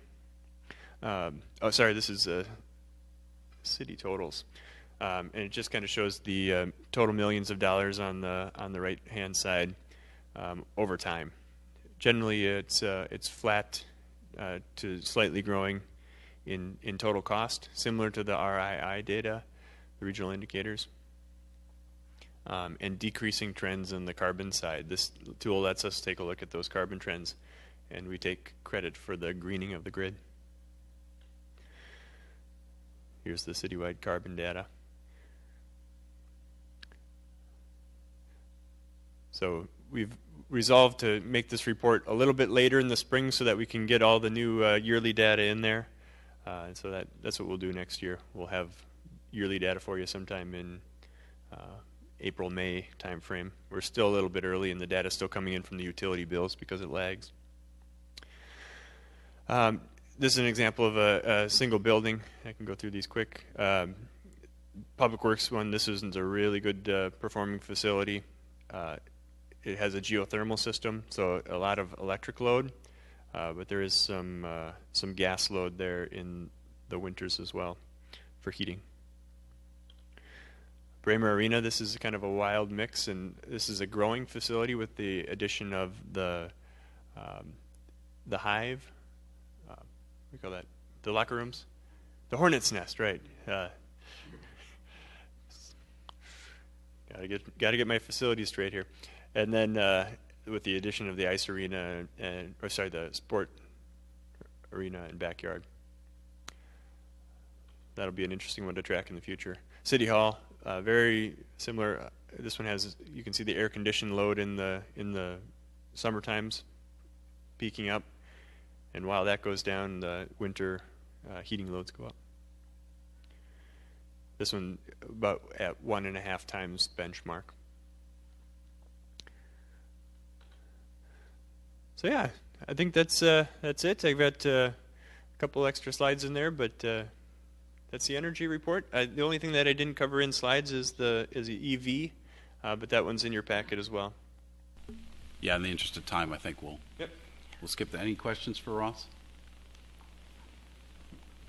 Yeah, I guess that do recommendations and suggestions come from your report? Do you have any thoughts about what we should be focusing on as a commission relative to these reports? Is there? Not necessarily, but I think with your work plan, you've spelled it out pretty clearly, the direction that you intend to take and that the council has supported you in taking. So they're all along these lines of energy and renewables and efficiency. So we're paying attention then to what work you're doing. Yeah, and remember, I'm only reporting on the city side data too. So you also have work plan items that are external, focusing towards the community as well. Okay. Thank you. Okay, great. Thank you. Thanks, Ross. I think I have the next item, which is the annual purchasing policy. So I will just remind the commissioners and any of the people watching this that as part of the Green Step Cities, we put in a green procurement policy with the city staff that was approved by the council. As part of that, there's an annual report which is to be given by staff to us and to council. At this meeting last year, which was January of last year, we did have such a report where City Manager Neal came and gave us a report. We have yet to get a new report for the year 2014, so we are looking forward to that at some point in this year.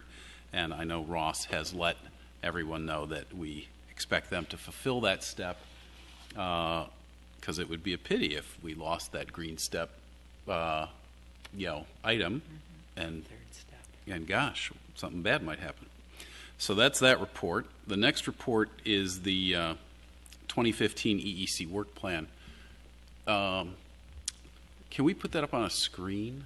Is that Ross, do you have the work plan document that we can throw up so that people, I guess, watching can see it? I'm sorry I didn't clear this with you in advance. He's good.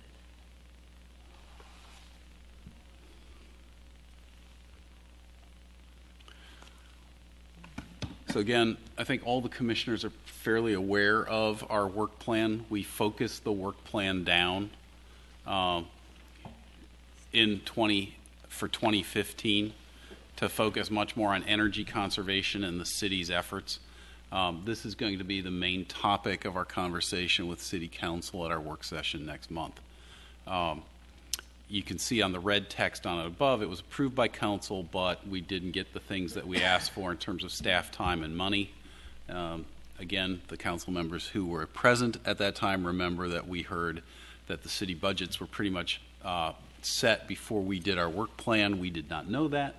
And so when we submitted our work plan, we were told that there was no extra money. So it comes back to, what are the city's budgets and how do we fit into them? And again, I think that will be an interesting topic of conversation with the council next month.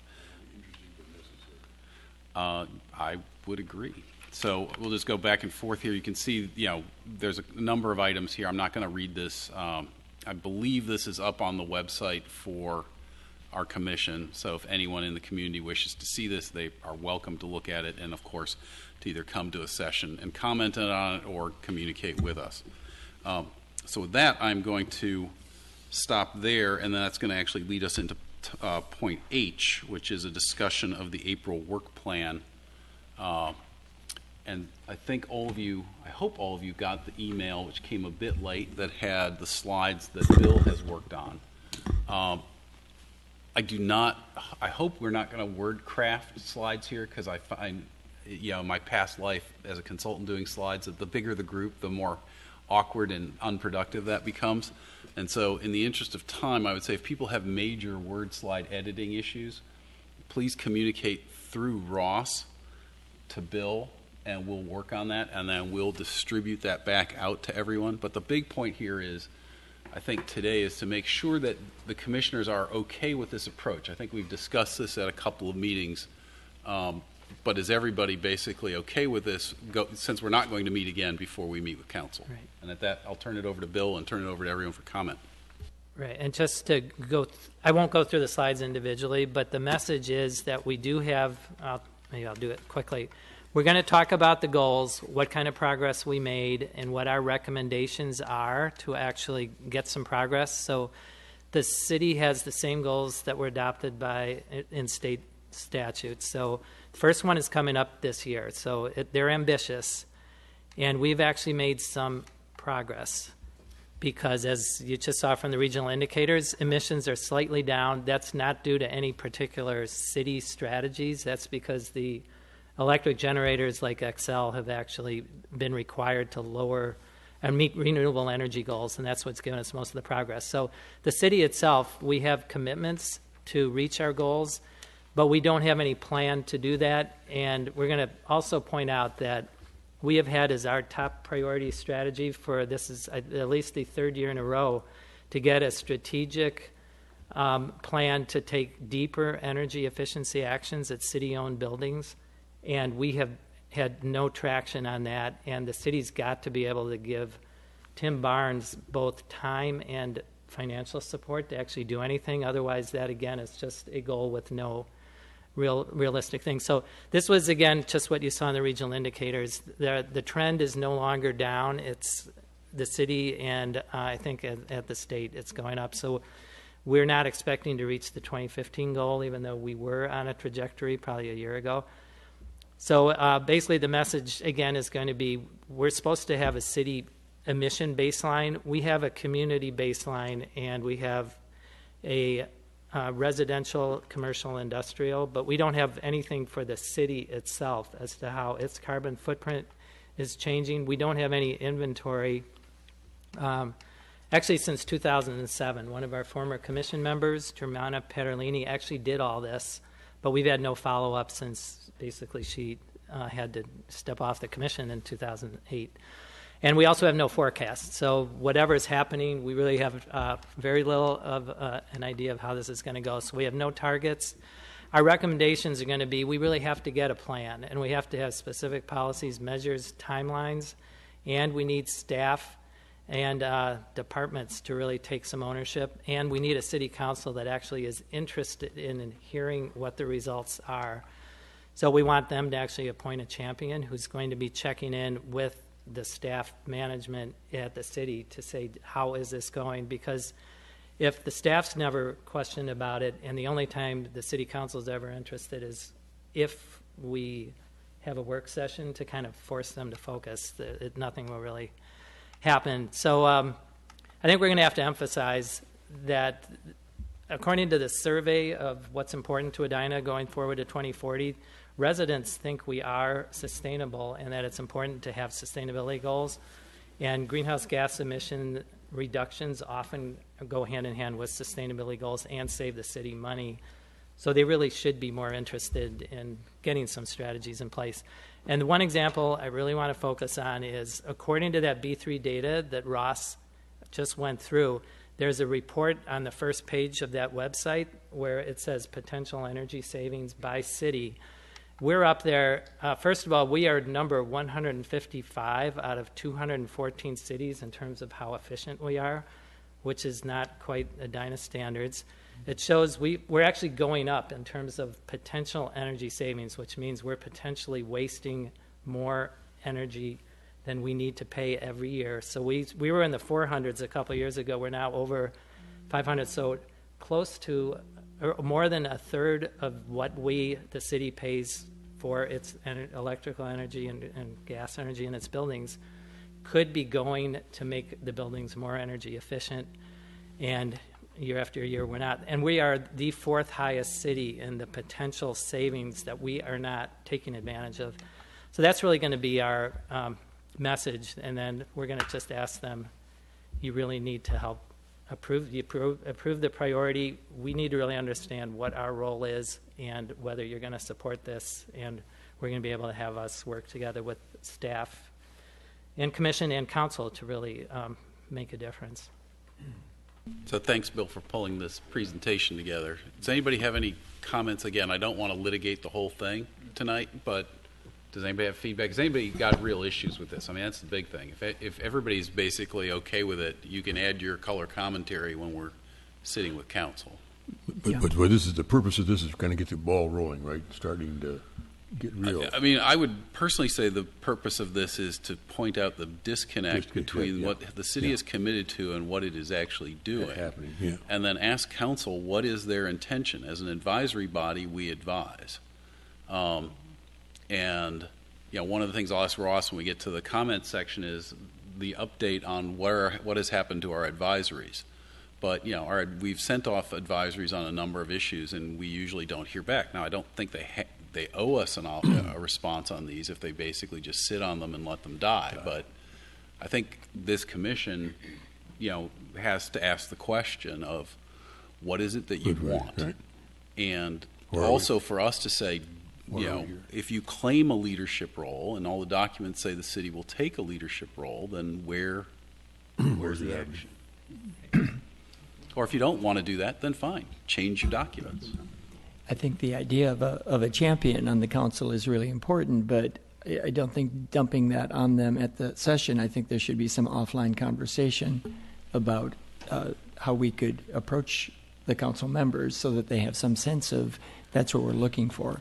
Well, I mean, unlike past chairs who had relationships with council members, I personally don't, and I may not be chair after tonight. So I would encourage any of you that wish to have that conversation. But to that end, Paul, I believe we will send this out to them a couple of weeks in advance. We will send them this presentation, and we will send them the summary that Ross did 2 years ago when he came on board that listed, here's all the city's commitments. Mm-hmm. At that point, I don't feel like we've sprung anything on them. No. And they can, we're advising them that if they want action, they're going to have to put that on their agenda, and that means somebody has to own it. Quote my old boss, a human being with a soul who commits to a number and a time frame. Other than that, there's nothing. There's one thing I'd add too is, the city is somewhat responsive to surveys, and the fact that bikes and trails are ranked very high when you can go to survey.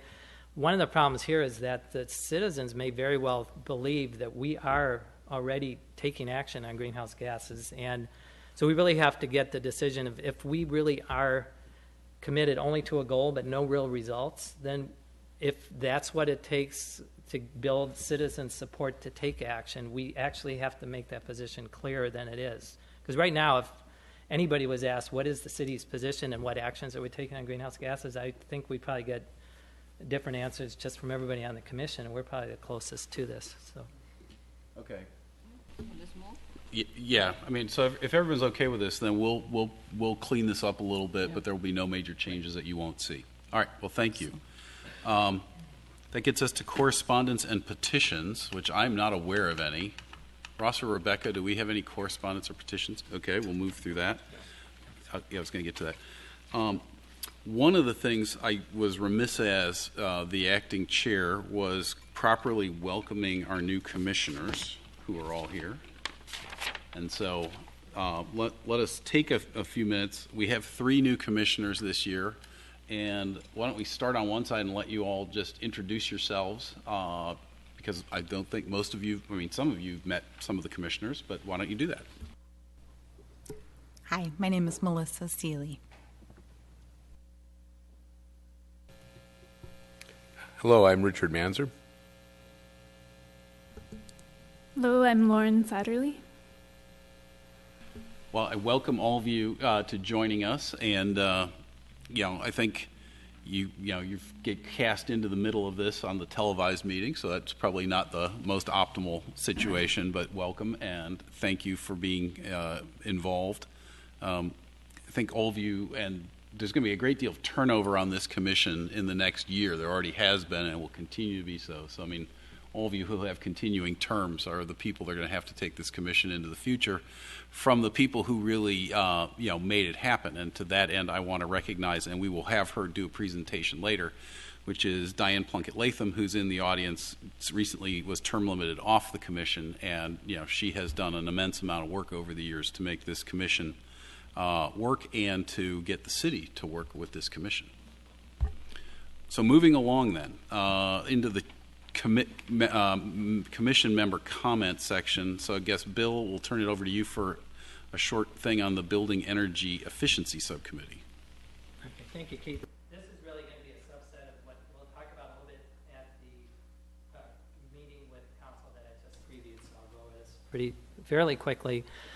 We have a subcommittee which has several of the commission members. So those of you new commissioners, if you're interested in helping to work on making the city-owned buildings more energy efficient, we do have a team that works with Ross and a couple of the other city staff, including Tim Barnes. So our progress report here, as I mentioned, it's been a top priority for about 3 years. Tim Barnes came on at least about a year and a half ago, and he's really interested in doing more on energy efficiency. I think the challenge he's got is that this is not really developing a strategic approach to really looking at the condition of buildings and life efficiency of equipment that isn't just kind of an easy fix, quick payback. Lighting is one of those things where it's very easy to justify that, but if that's all you capture, you can sometimes really miss the bigger energy efficiency opportunities that take more time to pay back. And the more you bundle and have a strategy, the better it works. We've tried to, and the council has approved that as a strategy, but they have not really enabled Tim to get the time to do that or the ability to finance getting a consultant who can really help do this. So I guess just as a story, they had about the city had about a $400,000 fund from hail damage to buildings that they were going to dedicate to making the energy efficiency project happen. And unfortunately, what the council decided was to kind of sprinkle that rather than being strategic and really developing a plan, which Tim apparently had spent a lot of time trying to do. A lot of the building operations are siloed, as you saw those different wedges, like Parks owns some, and the city, and then liquor stores. Those are under different owners. Each of them has a couple of energy type projects, so that $400,000 was basically kind of distributed. And fragmented funding is not the approach to maximize savings. So our message again is that if you had to grade the progress of this, it's still red because there's a huge opportunity. There's a very large potential energy savings that we're not capturing. And it really requires the council to say, we want this to happen, and then city management to make sure the staff has the time and the resources to get the strategy and then enable it to become effective. Okay. So that's the report. That's the report. Great. Thank you very much. Are there any questions? Otherwise, we'll move along.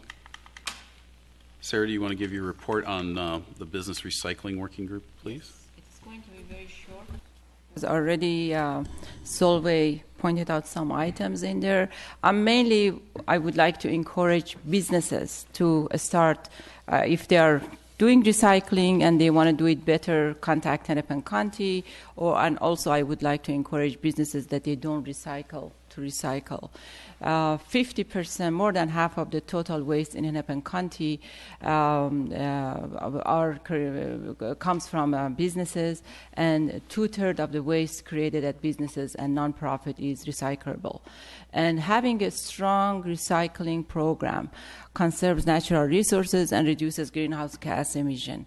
And of course can help businesses' bottom line and demonstrates the organic businesses' commitment to sustainability and community. So Hennepin County has several grants this year, the same as last year they had it. And they have signage and technical assistance, and they also come to businesses to train the staffs to how to recycle and how to compost. So for any question, there is information out there, and also this information is on the Hennepin County site. Could you give me next page, please? Again, all of these resources are available at Hennepin County. You can order signages and request assistance. They come and assess your business to let you know where are the shortcomings and how they can help you. And also they do award grants. And in Edina, so far 3 businesses have received a grant from Hennepin County, 58 and France, and Dairy Queen, as well as Minnesota Lice Lady. Also, the Hennepin County recognized businesses that they do recycling and composting, and 3 businesses in Edina, they were recognized this year for their best practices: Edina Cinema, Edina Green, and Salute. So I highly encourage recycling, and as you know, data speaks for itself. Since we have started this campaign 3 years ago in Edina, I'm glad to see the numbers that Solveig showed that business recycling has increased in Edina. So hopefully we can do much better than what we have today. Thank you. Are there any questions for any of the other commissioners? All right. In that case, I'll move on to the next point, which I have to cover, which is the City Environmental Consideration Subcommittee, which is an inelegant name for an attempt to look at when the city makes capital decisions, how does it consider the environmental impacts to meet the goals which the city has already set for itself in Chapter 10 of the Comprehensive Plan and other places. So this is kind of, Bill's thing is looking at sort of fixing existing buildings. This subcommittee was aimed at looking at the new fleet. And part of that, I think, was kicked off by our advisory to council around the new Braemar Practice Dome, asking if they had thought at all about the environmental impact of another big heated plastic balloon, which we never got a response on. But, you know, that's that. This is also one, especially for the new commissioners. There were 3 of us who were on this subcommittee, myself, Tim Rudnicki, and our former chair, John Hare. Tim and John are no longer on the commission, so I'm the sole person. So if anybody wants to join in, please contact me. but there's not a ton of work to do on this because the capital process rolls into kind of an off year this year. What we did in 2014 was, since this commission realized we weren't taking a systematic approach to the energy impact of capital projects, we went and met with Eric Rogeman, who was then the assistant finance head for the city. He's now the finance head in March, and discussed this, saying, hey, we'd like to look at this. And he said, hey, that's great. We have the CIP, and I have a one-page form, because we brought him a one-page form, and he was basically, you don't get a whole page to yourself. You get a kind of little paragraph in the format, which we were like, okay, that's great. And we talked to him again in May about that, in adding a section. They did. We followed up with him after the CIP got done in the fall. So in November we did this, and so here's the graphic. This is the CIP document as of November, and I went through each of the couple hundred capital projects to look at what people actually filled out. And the good news is about a third of the projects actually did a pretty good job of addressing the environment in their project. About a third did maybe a needs improvement job or a cursory job, and a third didn't really cover it at all. And when we talked to Eric about that in November, he thought the process went as well as it could, given the capital crunch the city was under and the time crunch that they were under to get the CIP through. So that's understandable. He does not recommend any changes going forward, which we may wish to revisit before the CIP hits again. And someone will have to take that over from me, since I'll be term limited off next year. But, I think the real answer here is, how do we make sure that when the city makes these very long-term decisions, which will have a very long-term effect on the city's energy use and hence its greenhouse gas emission use, that this is actually a matter of thought, which, frankly, I think everyone would agree that it has not been, despite all the fine verbiage that we have in various city documents. And that, again, is part of our conversation with the council in April. So that's that report. And let's see, what's the next one? The Community Solar Subcommittee with Bill. Okay, this one has a lot of activity going on, much of it good. So basically, community solar, for those who aren't that familiar, is a concept there is a solar project that is hosted in a particular area. It could be a city. In our case, that is what we're planning, is to have the city act as a host for a solar facility. But the community solar means that residents or members of the public can buy either an actual panel or a share of the revenue that's being produced by the panel. And ends up as a credit on your bill. So what we have been doing, this is a formal program that Xcel Energy is offering in its service territory, and the rules have to be approved by the Public Utility Commission, and that happened formally about this time last year. So the program is fairly new. Xcel actually has over 500 applications for community solar projects. None of them have actually been approved yet. And there's a lot of discussion going on. But to actually do a community solar project right takes a lot of thought. And what we've been working on, this is a subcommittee again with city staff, which is primarily Ross right now, and then a few of us commission members. And Ross has done a lot of work, I think, coming up to speed on, there are a lot of issues to make sure that if you're the host, you understand what kind of operation and maintenance obligations there are, because this is a 25 to 30-year project. So if you're entering a 25 to 30-year contract, the contract between the person who's managing your solar system and Xcel is 25 years. So these are long-term projects, and you have to make sure you know who's responsible for what, if things need repairs or long-term maintenance, or if people move out of the area or want to just stop the program. So we have applied also for a grant that, which is really technical assistance, not money, but our team is working with a couple of other cities and an organization called the Clean Energy Resource Teams that's basically going through the types of issues we need to consider and address if we want to have or participate in community solar.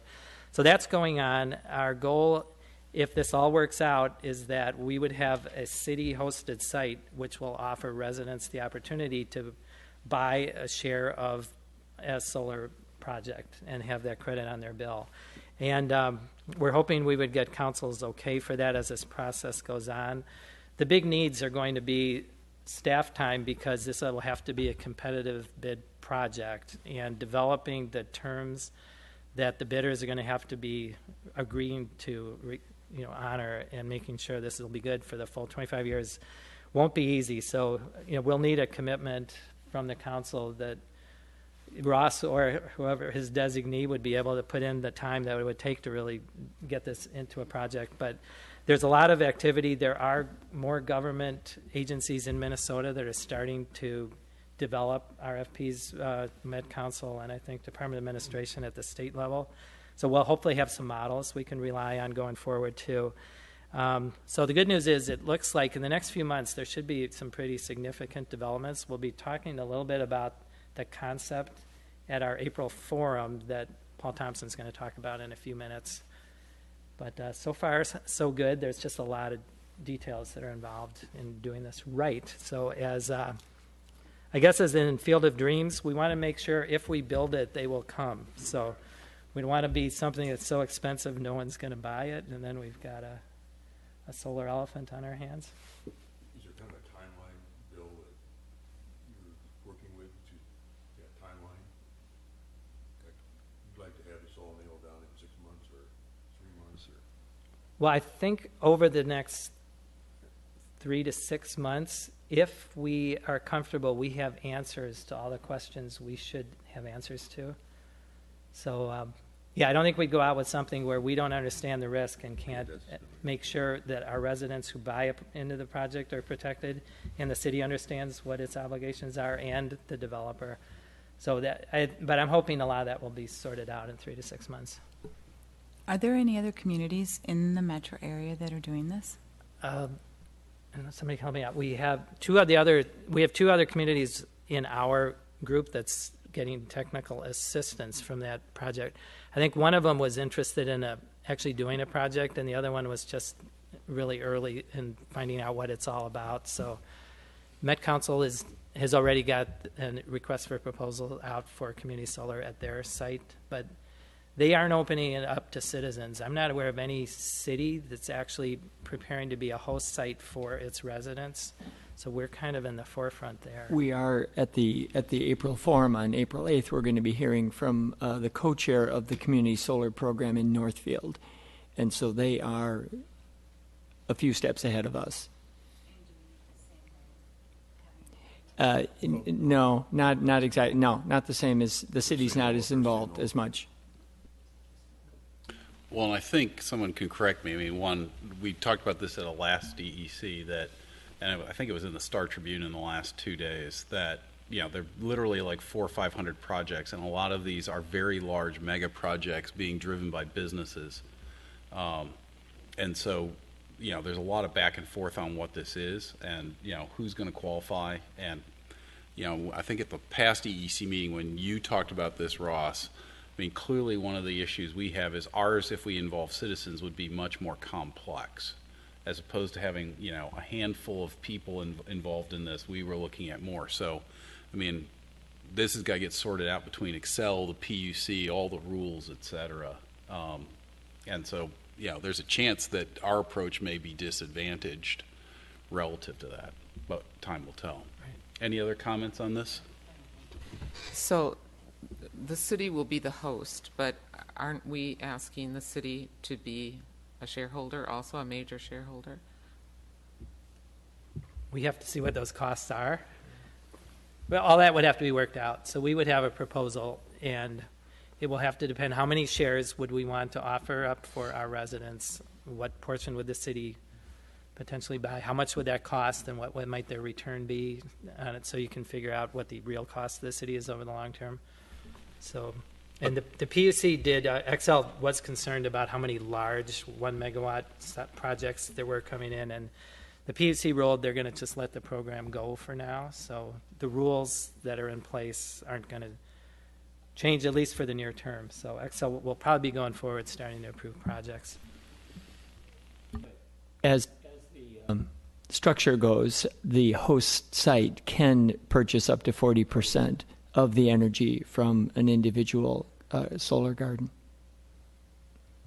but the subcommittee worked with staff with the idea of using the Public Works building as a roof. That has not been finalized by the city staff, by the city council, much less getting into them putting cash into the deal to take this out. I mean, there's a bunch of things here which gets back to the complexity of the RFP process and the contracting, which is we may say that we'll take electricity rather than rent, or we invest, or whatever. I mean, so there's a lot of angles here that have to get worked out, and as an advisory group, that's very difficult for the EEC to do. That really does devolve into the staff working this issue at the direction of council, and us playing our advisory role.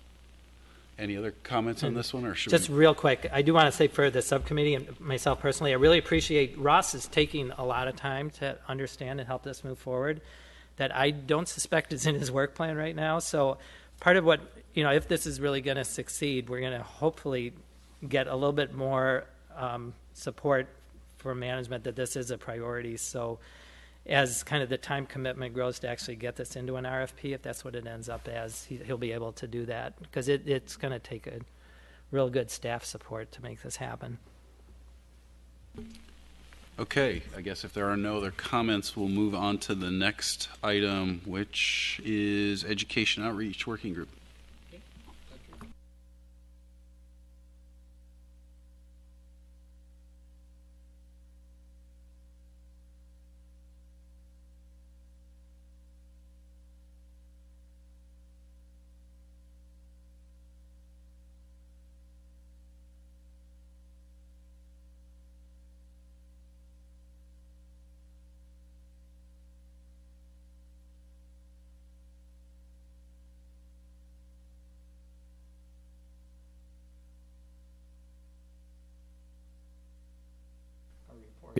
So our mission for education and outreach is to create public awareness, to engage residents, schools, churches, faith communities, businesses, and civic organizations to take action to conserve energy and increase energy efficiency, to increase recycling, and to preserve and enhance the environment.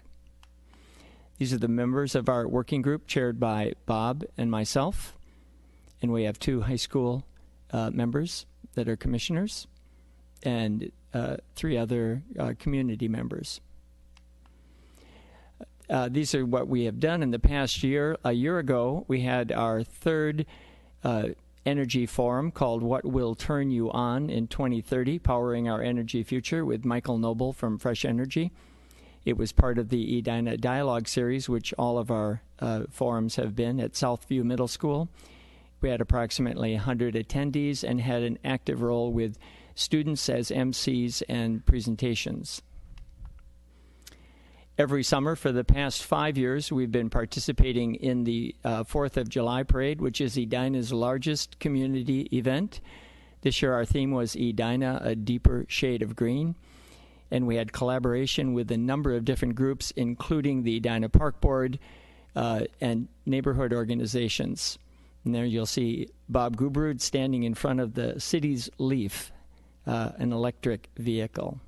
We had over 70 marchers, and this year we invite residents to come and join us on July 4th. I'm going to let John Howard speak about the film series. In 2014, the Education Outreach Working Group began an environmental film series. The first film we showed was Chasing Ice. All these films were shown right here in the City Council chambers. And Chasing Ice had pretty much a standing room only crowd, so we were very happy with attendance. And a couple of months later, we had More Than Honey shown here as well. That was also very well attended. And then Bagot at the end of the spring. And then also in the fall, we had one movie, Troubled Waters, A Mississippi River Story. And we're going to continue with this movie series. The next one will be April 17th, third Friday of the month, right here in the City Council chamber, so a little over a month. And we'll be showing the film Cowspiracy, which looks at the role of animal agriculture in greenhouse gas emissions. Great, thank you, John. And then in the atrium, we have a number of organizations that are connected to the issues that we're showing on the film. Next month, April 8th, is our 4th annual Edina Environmental Forum.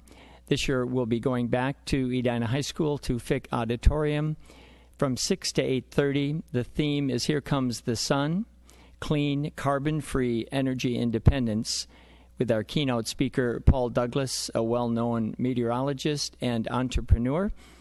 We'll also, as a secondary speaker, have Erica Zweifel, who is the Northfield Community Solar co-chair, talking about their experience with community solar in the Northfield area.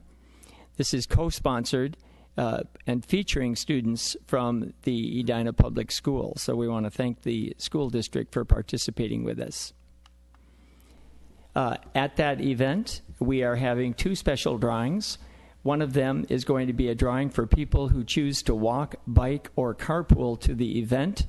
And by carpool, we mean 4 or more people in one vehicle or more than 2 families in one vehicle. They will be entered into a drawing to win this solar phone charger that is a 7-kilowatt unit. You can put it on your backpack, on your bike, or hang it in the backyard and charge your iPhone. And then all people who come to the event will be entered into a drawing for 3 home energy squad visits with the Center for Energy and Environment. So please consider joining our working group. We need lots of people to get the word out on the great things that the Commission and the community is doing. There's my phone number and Ross Bittner, our liaison, so you can contact him. And now I'm going to turn it over to Riley and Sunea to talk about our brand new student group. Although, can I just make one quick add to the April 8th forum? Just so you know, I did see Excel. This is Excel's program. I saw we've had a really good partnership with them on the Home Energy Squad, and I saw one of them today, and I mentioned if they wanted to participate in the April 8th forum with information, resources, and possibly if they have a speaker who'd be able to answer questions about how their program works. That'd be great. And so we have we'll 15 groups coming to the Action Resource Fair, and Excel and Centerpoint will be invited. Good. Okay, thank you, Paul. So this group is officially titled the Student Environmental Leadership Council. We just call ourselves SELC. You can see on the bottom left-hand corner of the screen, that's a photo that we took after our meeting today. That only really represents a fraction of the students that actually go there.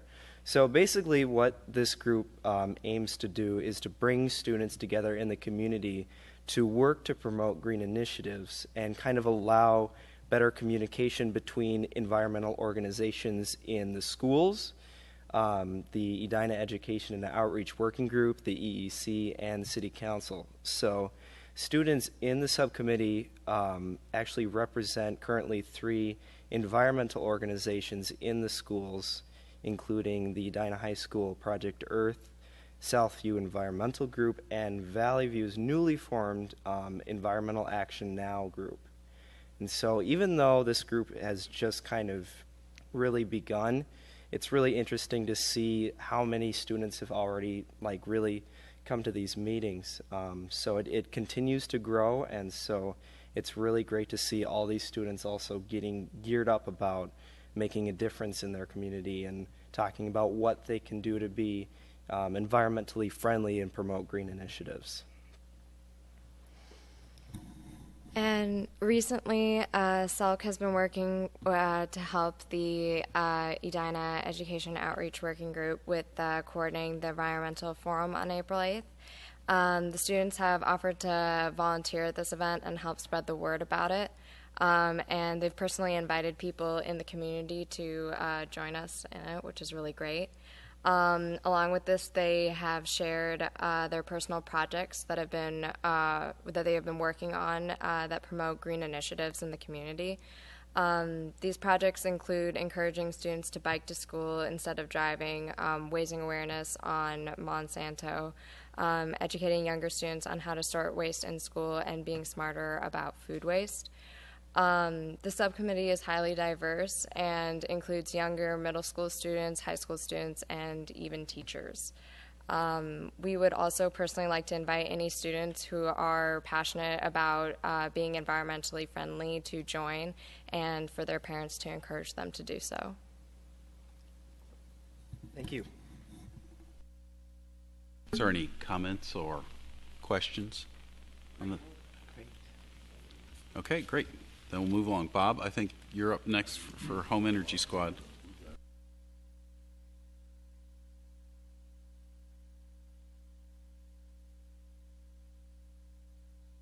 And personally, the Home Energy Squad and the partnership with CEE, and Judy, thank you for staying tonight.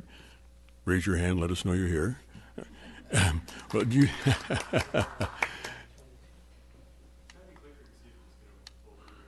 I'm not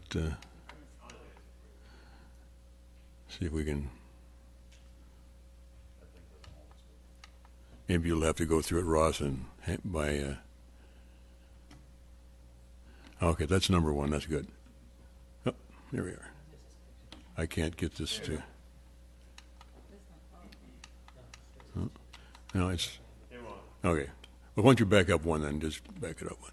Well, this is a brochure. The reason for bringing this up is because this project, as I understand it, is with the Home Energy Squad, is probably the most important initiative we have at the residential level to impact greenhouse gas reductions and our comp plan.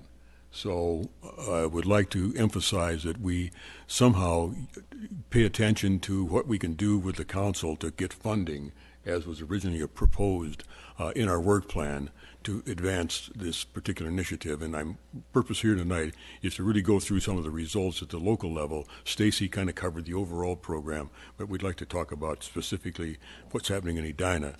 And I would like to also acknowledge Judy and her colleagues, because you have been really, really wonderful people to work with. And then for Bill Sirks, who actually was I think the founding father on the commission. Yeah, well, it goes back to 2010. So this is the cover of the brochure that is used to respond to any kind of inquiries that people send in about the Home Energy Squad. And here's I think this is the latest version, isn't it, Judy, that we have. And so we've used that extensively in our activities at our forums, environmental forums. We've handed them out. We've used these as an icebreaker. If you want to punch the next one up. This is the Home Energy Squad crew. For the last 4 or 5 years, Judy has provided us with the crew on the Edina Day of Service, and we go out and we install all of the Home Energy Squad implements in the homes of elderly people who are on a low budget. And so it's been really an important aspect of how they've collaborated with us in spreading the word and doing good work on the part of the Energy Squad.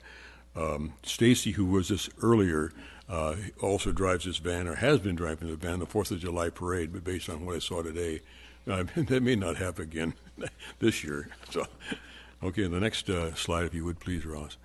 In the fall of 2013, we were able to collaborate with the city, and this is really grateful for this, to put together an article that Judy wrote. Next slide. About the experience of the Home Energy Squad installs in Edina.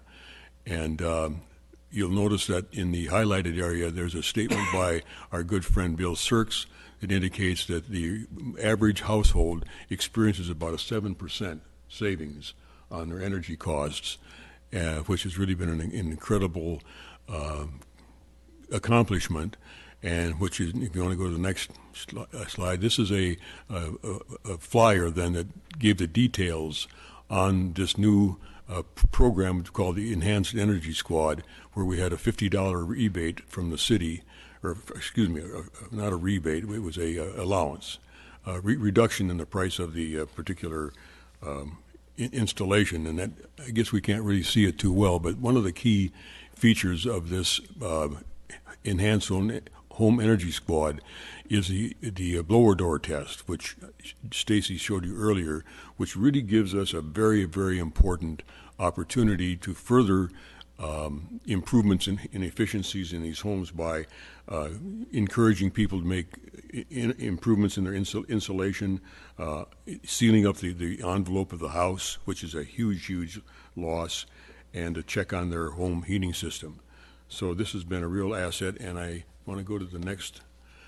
And this is kind of the proof is in the pudding about the effectiveness of what subsidies do and what advertising does. But this is our track record starting in 2010, 11, and 12. You'll notice about 127% increase in the number of installs in 2013, where we had the article in the About Town. And I guess this is probably the primary message, and we have not had, in 2014, we did not have any publicity to speak of. So even though we had some subsidies, which are important, we just really dramatizes to me the necessity of having a publicity, some kind of a campaign to create awareness. So in the next one, if we would please, Ross.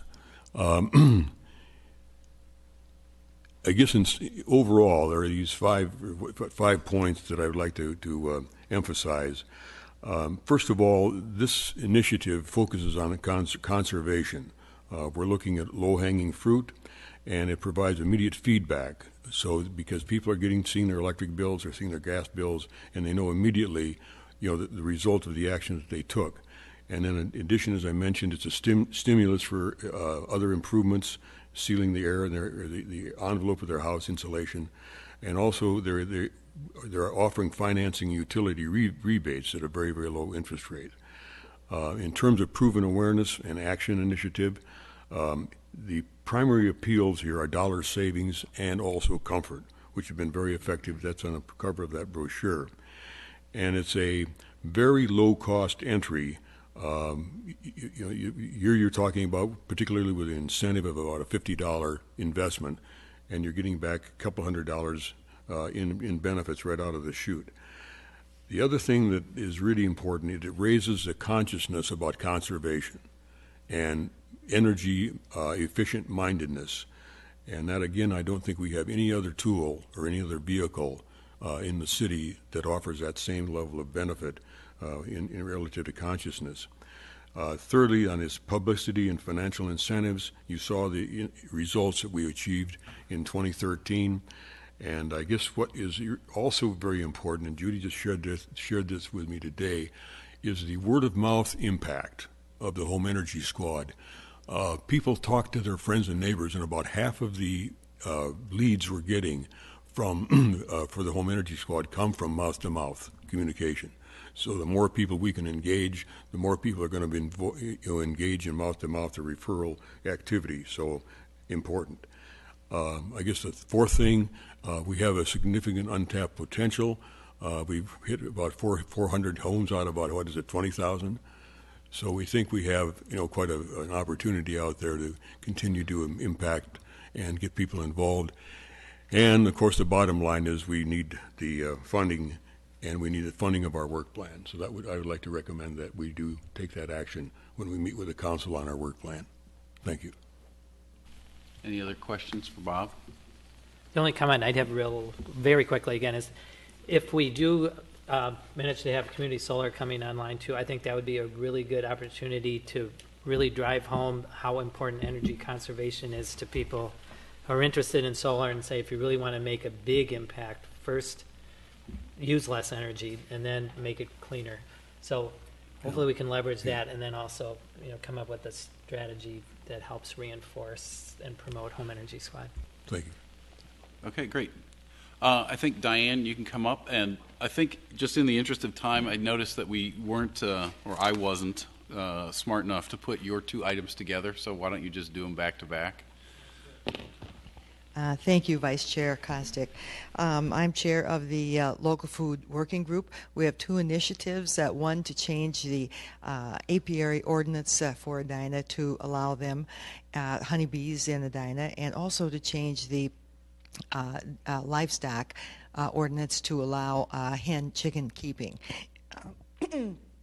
We had our first reading of both of those. The second reading will be on Tuesday, March 17th. And I will outline very briefly what those ordinances allow and indicate what the remaining issues are. First of all, for hen chicken keeping, you can have a maximum of 4. Hens are relatively silent. They don't crow like roosters. Roosters are not allowed. The doghouse regulation will apply to a hen house. And so you could have a maximum of a 300-foot square foot pen for them, for example, and they have to be 20 feet from the lot line. The only issue that council found was they were concerned, do we have any animal cruelty issues here, and what size should the hen house be? Well, our body, the Energy and Environment Commission, decided, well, it should just follow whatever the doghouse rules are. And with respect to animal cruelty, the state has 11 pages of animal cruelty statutes, which we felt was more than sufficient to handle that. So I am optimistic about that passage for the hen chicken keeping on Tuesday.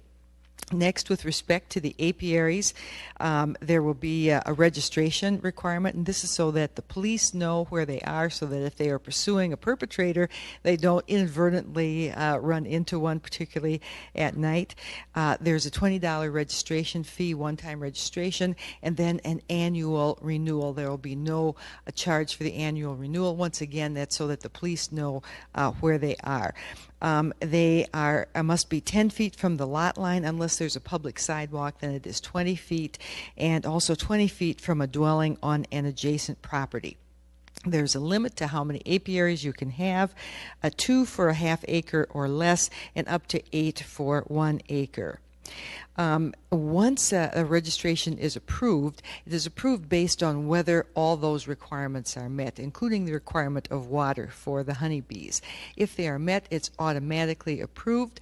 Then neighbors within 200 feet will be notified. At that time, they can file an appeal if they choose to. Now, the one thing that council wanted, which is at issue for Tuesday night, is they wanted a written appeal policy to tell under what condition the registration could be revoked. And we've got a 2-page appeal policy, but the bottom line is it really only gets revoked under 2 circumstances. First of all, if the neighbor within 200 feet can show that they have an allergy to and the issue is it the allergy to bees generally? Now there are 40,000 varieties of bees. Or is it to honeybees specifically?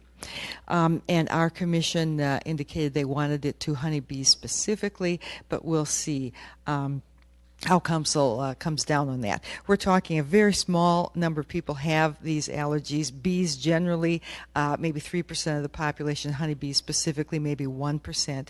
The odds of honeybees stinging you are practically nothing because they die if they sting you. The stinger is left in you because it is barbed. It'd be like cutting your arm off. Of course, you're going to die. So they are very judicious about whether they're going to sting someone. And the Center for Disease Control has data on this. The odds of getting stung and thereby killed by a honeybee if you have an allergy, it's less than the probability of a lightning strike. So we're not talking a big danger here.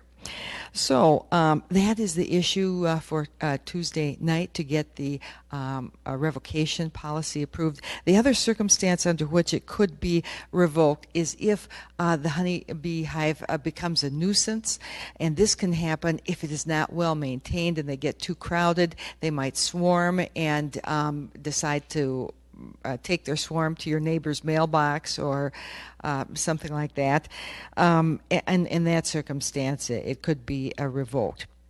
Or if they forget to keep water for the honeybees, they may go to your neighbor's kitty wading pool for water, and you don't want that either. So they have to be a well-maintained hive, or they're going to lose their registration. So those are our issues there. Any questions on the apiary or fowl ordinance? Okay, moving right along then. With respect to the Urban Forest Task Force, our commission passed that, and I took it to the Park Board. I will just summarize the things that the Park Board is now going to do with it, because it's really under their jurisdiction. First of all, the emerald ash borer policy. We supported the City of Edina Foresters policy, and the main issue for residents there is, well, first of all, we don't have emerald ash borer yet in the city, but it is at Lakewood Cemetery, so it's just a matter of time. Trees infested by them will die, and the only question was, will you be required to remove them? If you get the oak wilt or Dutch elm disease, you get a red circle around the tree and you have to remove it. That will not be the case with emerald ash borer because it does no good. Once they're in your community, you can't remove trees fast enough to do anything about it. And then a resident can take their time to save the money up to take the tree down at their leisure. Now, of course, it's not prudent to leave a dead tree there because you could get some property damage. So I think most residents will be judicious and take the tree down in due course. I've known people who have left dead trees up for 5 years or more and they haven't come down yet. So it just depends on the tree and what killed it, how long it'll take before you get some property damage from that. Okay, the next thing, we went over the boulevard trees. Formerly, ginkgo trees were allowed on city boulevards. They would no longer be allowed, was our recommendation. They have smelly acorns when you step on them. If you've got them by a sidewalk and people step on them, it's pretty foul odor. And so they would be on the prohibited list. And also elms and cottonwood and aspen were on the prohibited list, but we now have Dutch elm resistant elms, and so those will be allowed if it's one of the resistant strains. And seedless cottonwood, the reason cottonwood is banned is because they're so messy, but there are seedless varieties which could be allowed. And we also recommended that when the city is doing native or doing perennial plantings, that 50% of those be native plantings, and this is to encourage pollinators which are in decline. So the park board will include that. I have their work group look into doing that. And we also made a recommendation that Edina adopt a policy similar to Minneapolis Parks Department's list of do not plant trees, shrubs. These are ones that become invasive or that are disease prone. So they moved that to a work group which will look into that recommendation. We also asked that they certify selected city parks for Audubon cooperative sanctuaries, and they're going to move that into their strategic plan. And then finally, we asked them to do maintenance on buckthorn. When buckthorn is taken out, if you don't continue maintenance on that area, within 10 years it has all grown back. And so the work was for nothing. So they're going to look into putting that in their strategic plan. And then finally, the Edina Garden Council volunteered to put up money to remove buckthorn at Bredesen and also continue the maintenance of it and plant native plants there.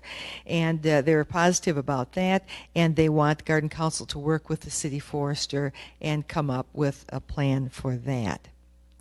So that was essentially what the Park Board did with our recommendations at their January meeting. Are there any questions? I guess not. Diane, once again, thank you for this report. Thank you for everything that you've done. You will be sorely missed on this commission. Thank you for the kind words.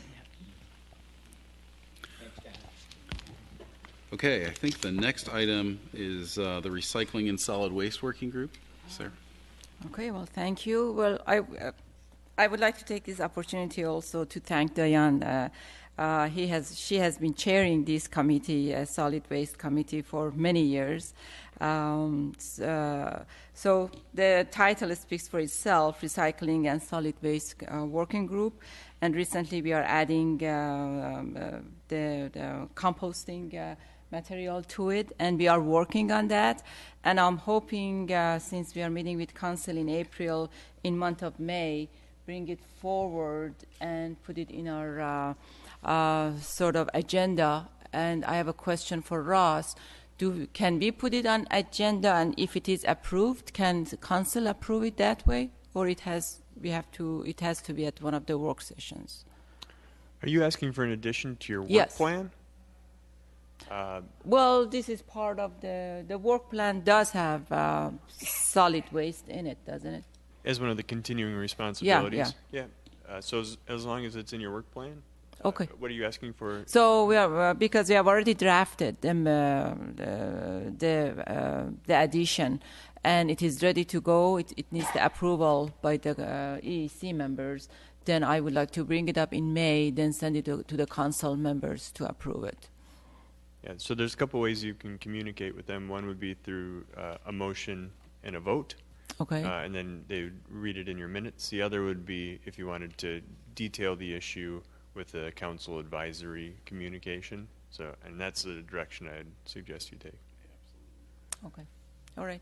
That's all I have because the report by Solway was pretty Okay, great. explanatory. Well, any other questions? All right. Luann, do you want to cover an update on the water quality working group? Sure. So the Water Quality Working Group has been championing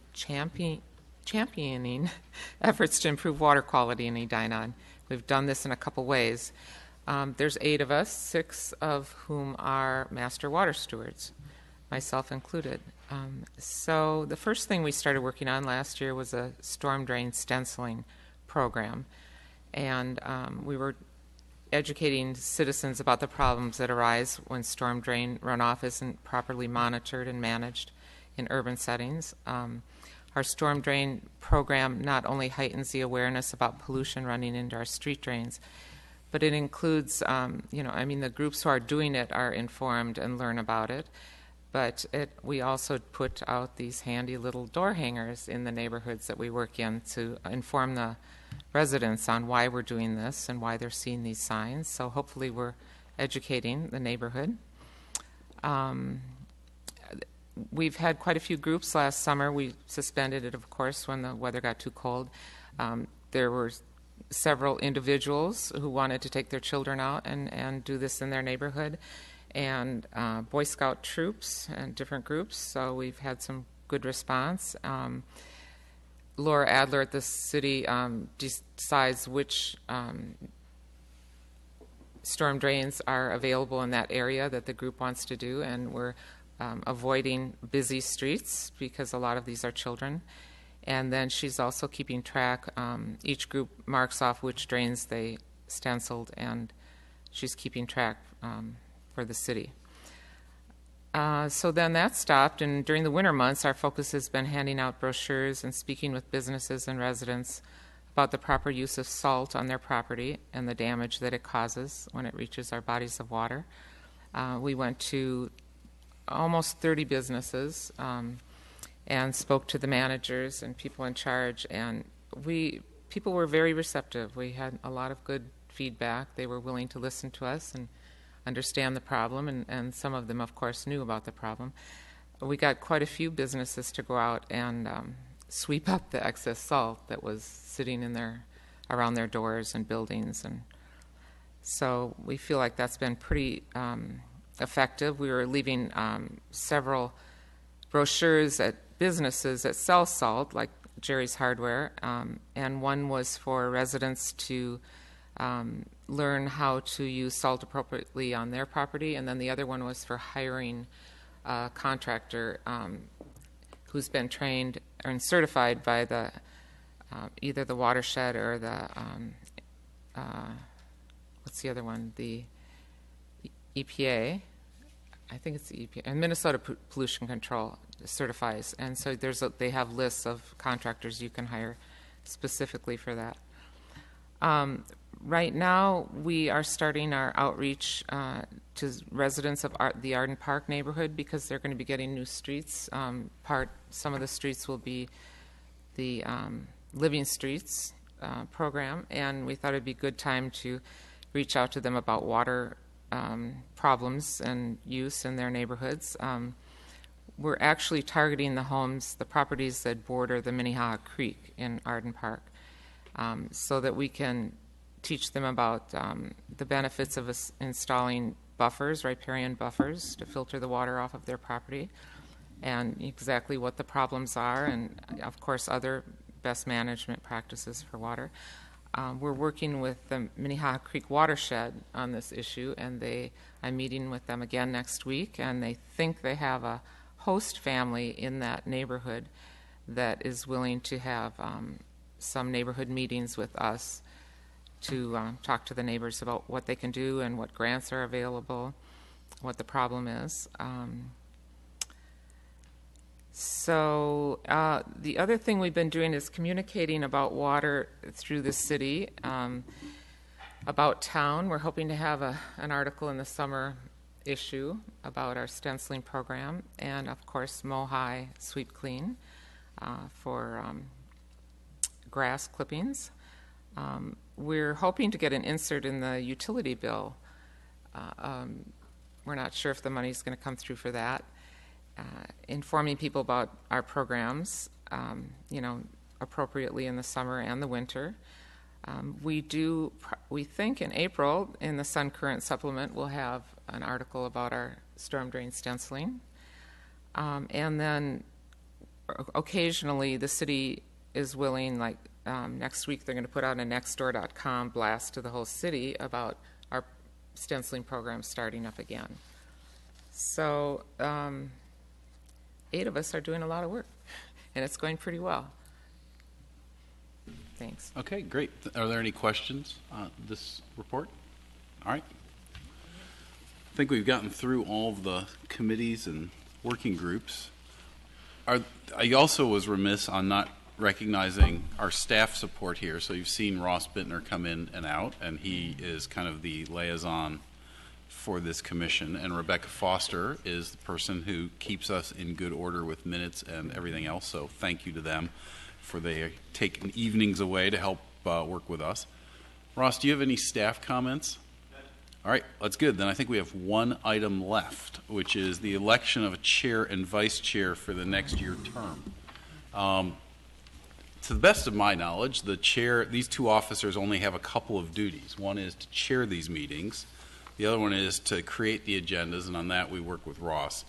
And then to interface with the city staff or the council as needed, which, since I've only been vice chair, I haven't run into any of that. I don't know how much John Hare did last year. Maybe some of those of you who were past chairs can speak to it. Somebody's nodding. Diane's nodding, saying there's a lot. So okay. Diane was extremely active. Okay, so there's more than meets the casual observer's eye. But with that, I'm going to just throw it open. Are there any self-nominations or other nominations? I guess we should do chair first, and then we'll do vice chair. So are there any nominations for chair? Second. Third. All right. I am willing to be nominated, but I am not seeking this office. I just want to make that very clear. Are there any other candidates? You then, Please, are there any other candidates? Keith, I do want to say I really appreciate that you have offered to step up to be chair, because it is a big time commitment. And okay. Serving as vice chair, I think you know what's responsible, and I think that vice chair position is really helpful for someone who's interested in becoming chair to kind of get familiar before doing that. So, okay. I think you'll be it. I move that nominations be closed. Second. All right, I guess we need a vote. Let's go. All in favor of Mr. Kostick as the new chair, say aye. Aye. Any opposed? Nay. The ayes have it. The ayes have it. Motion carried. Despite voting against myself. All right, vice chair. Do we have any nominations for vice chair? I nominate Sarah Zarin for vice chair. I second. Are there any other candidates or people that want to be put up as or people that want to nominate other people as candidates? Yes, please speak up. All right, seeing none, we've already got a motion, I guess, on the floor. We'll take a vote. Everyone in favor of Sarah as the vice chair for the next year, vote aye. Aye. Any opposed? All right, I guess we have officers. God bless you all. All right, and with that, I think, unless there's something else, we have come to the end of... Motion to adjourn? We have a motion to adjourn. Do I have a second? We have a second from Bob. All in favor? Aye. Aye. Any opposed? As long as we can all come down here for a group photo, and I think we can find someone so Ross and Diane can be included in the photo. Great. Perhaps our wonderful communication staff could take the photo. Meeting of the year, but I didn't realize we never had that many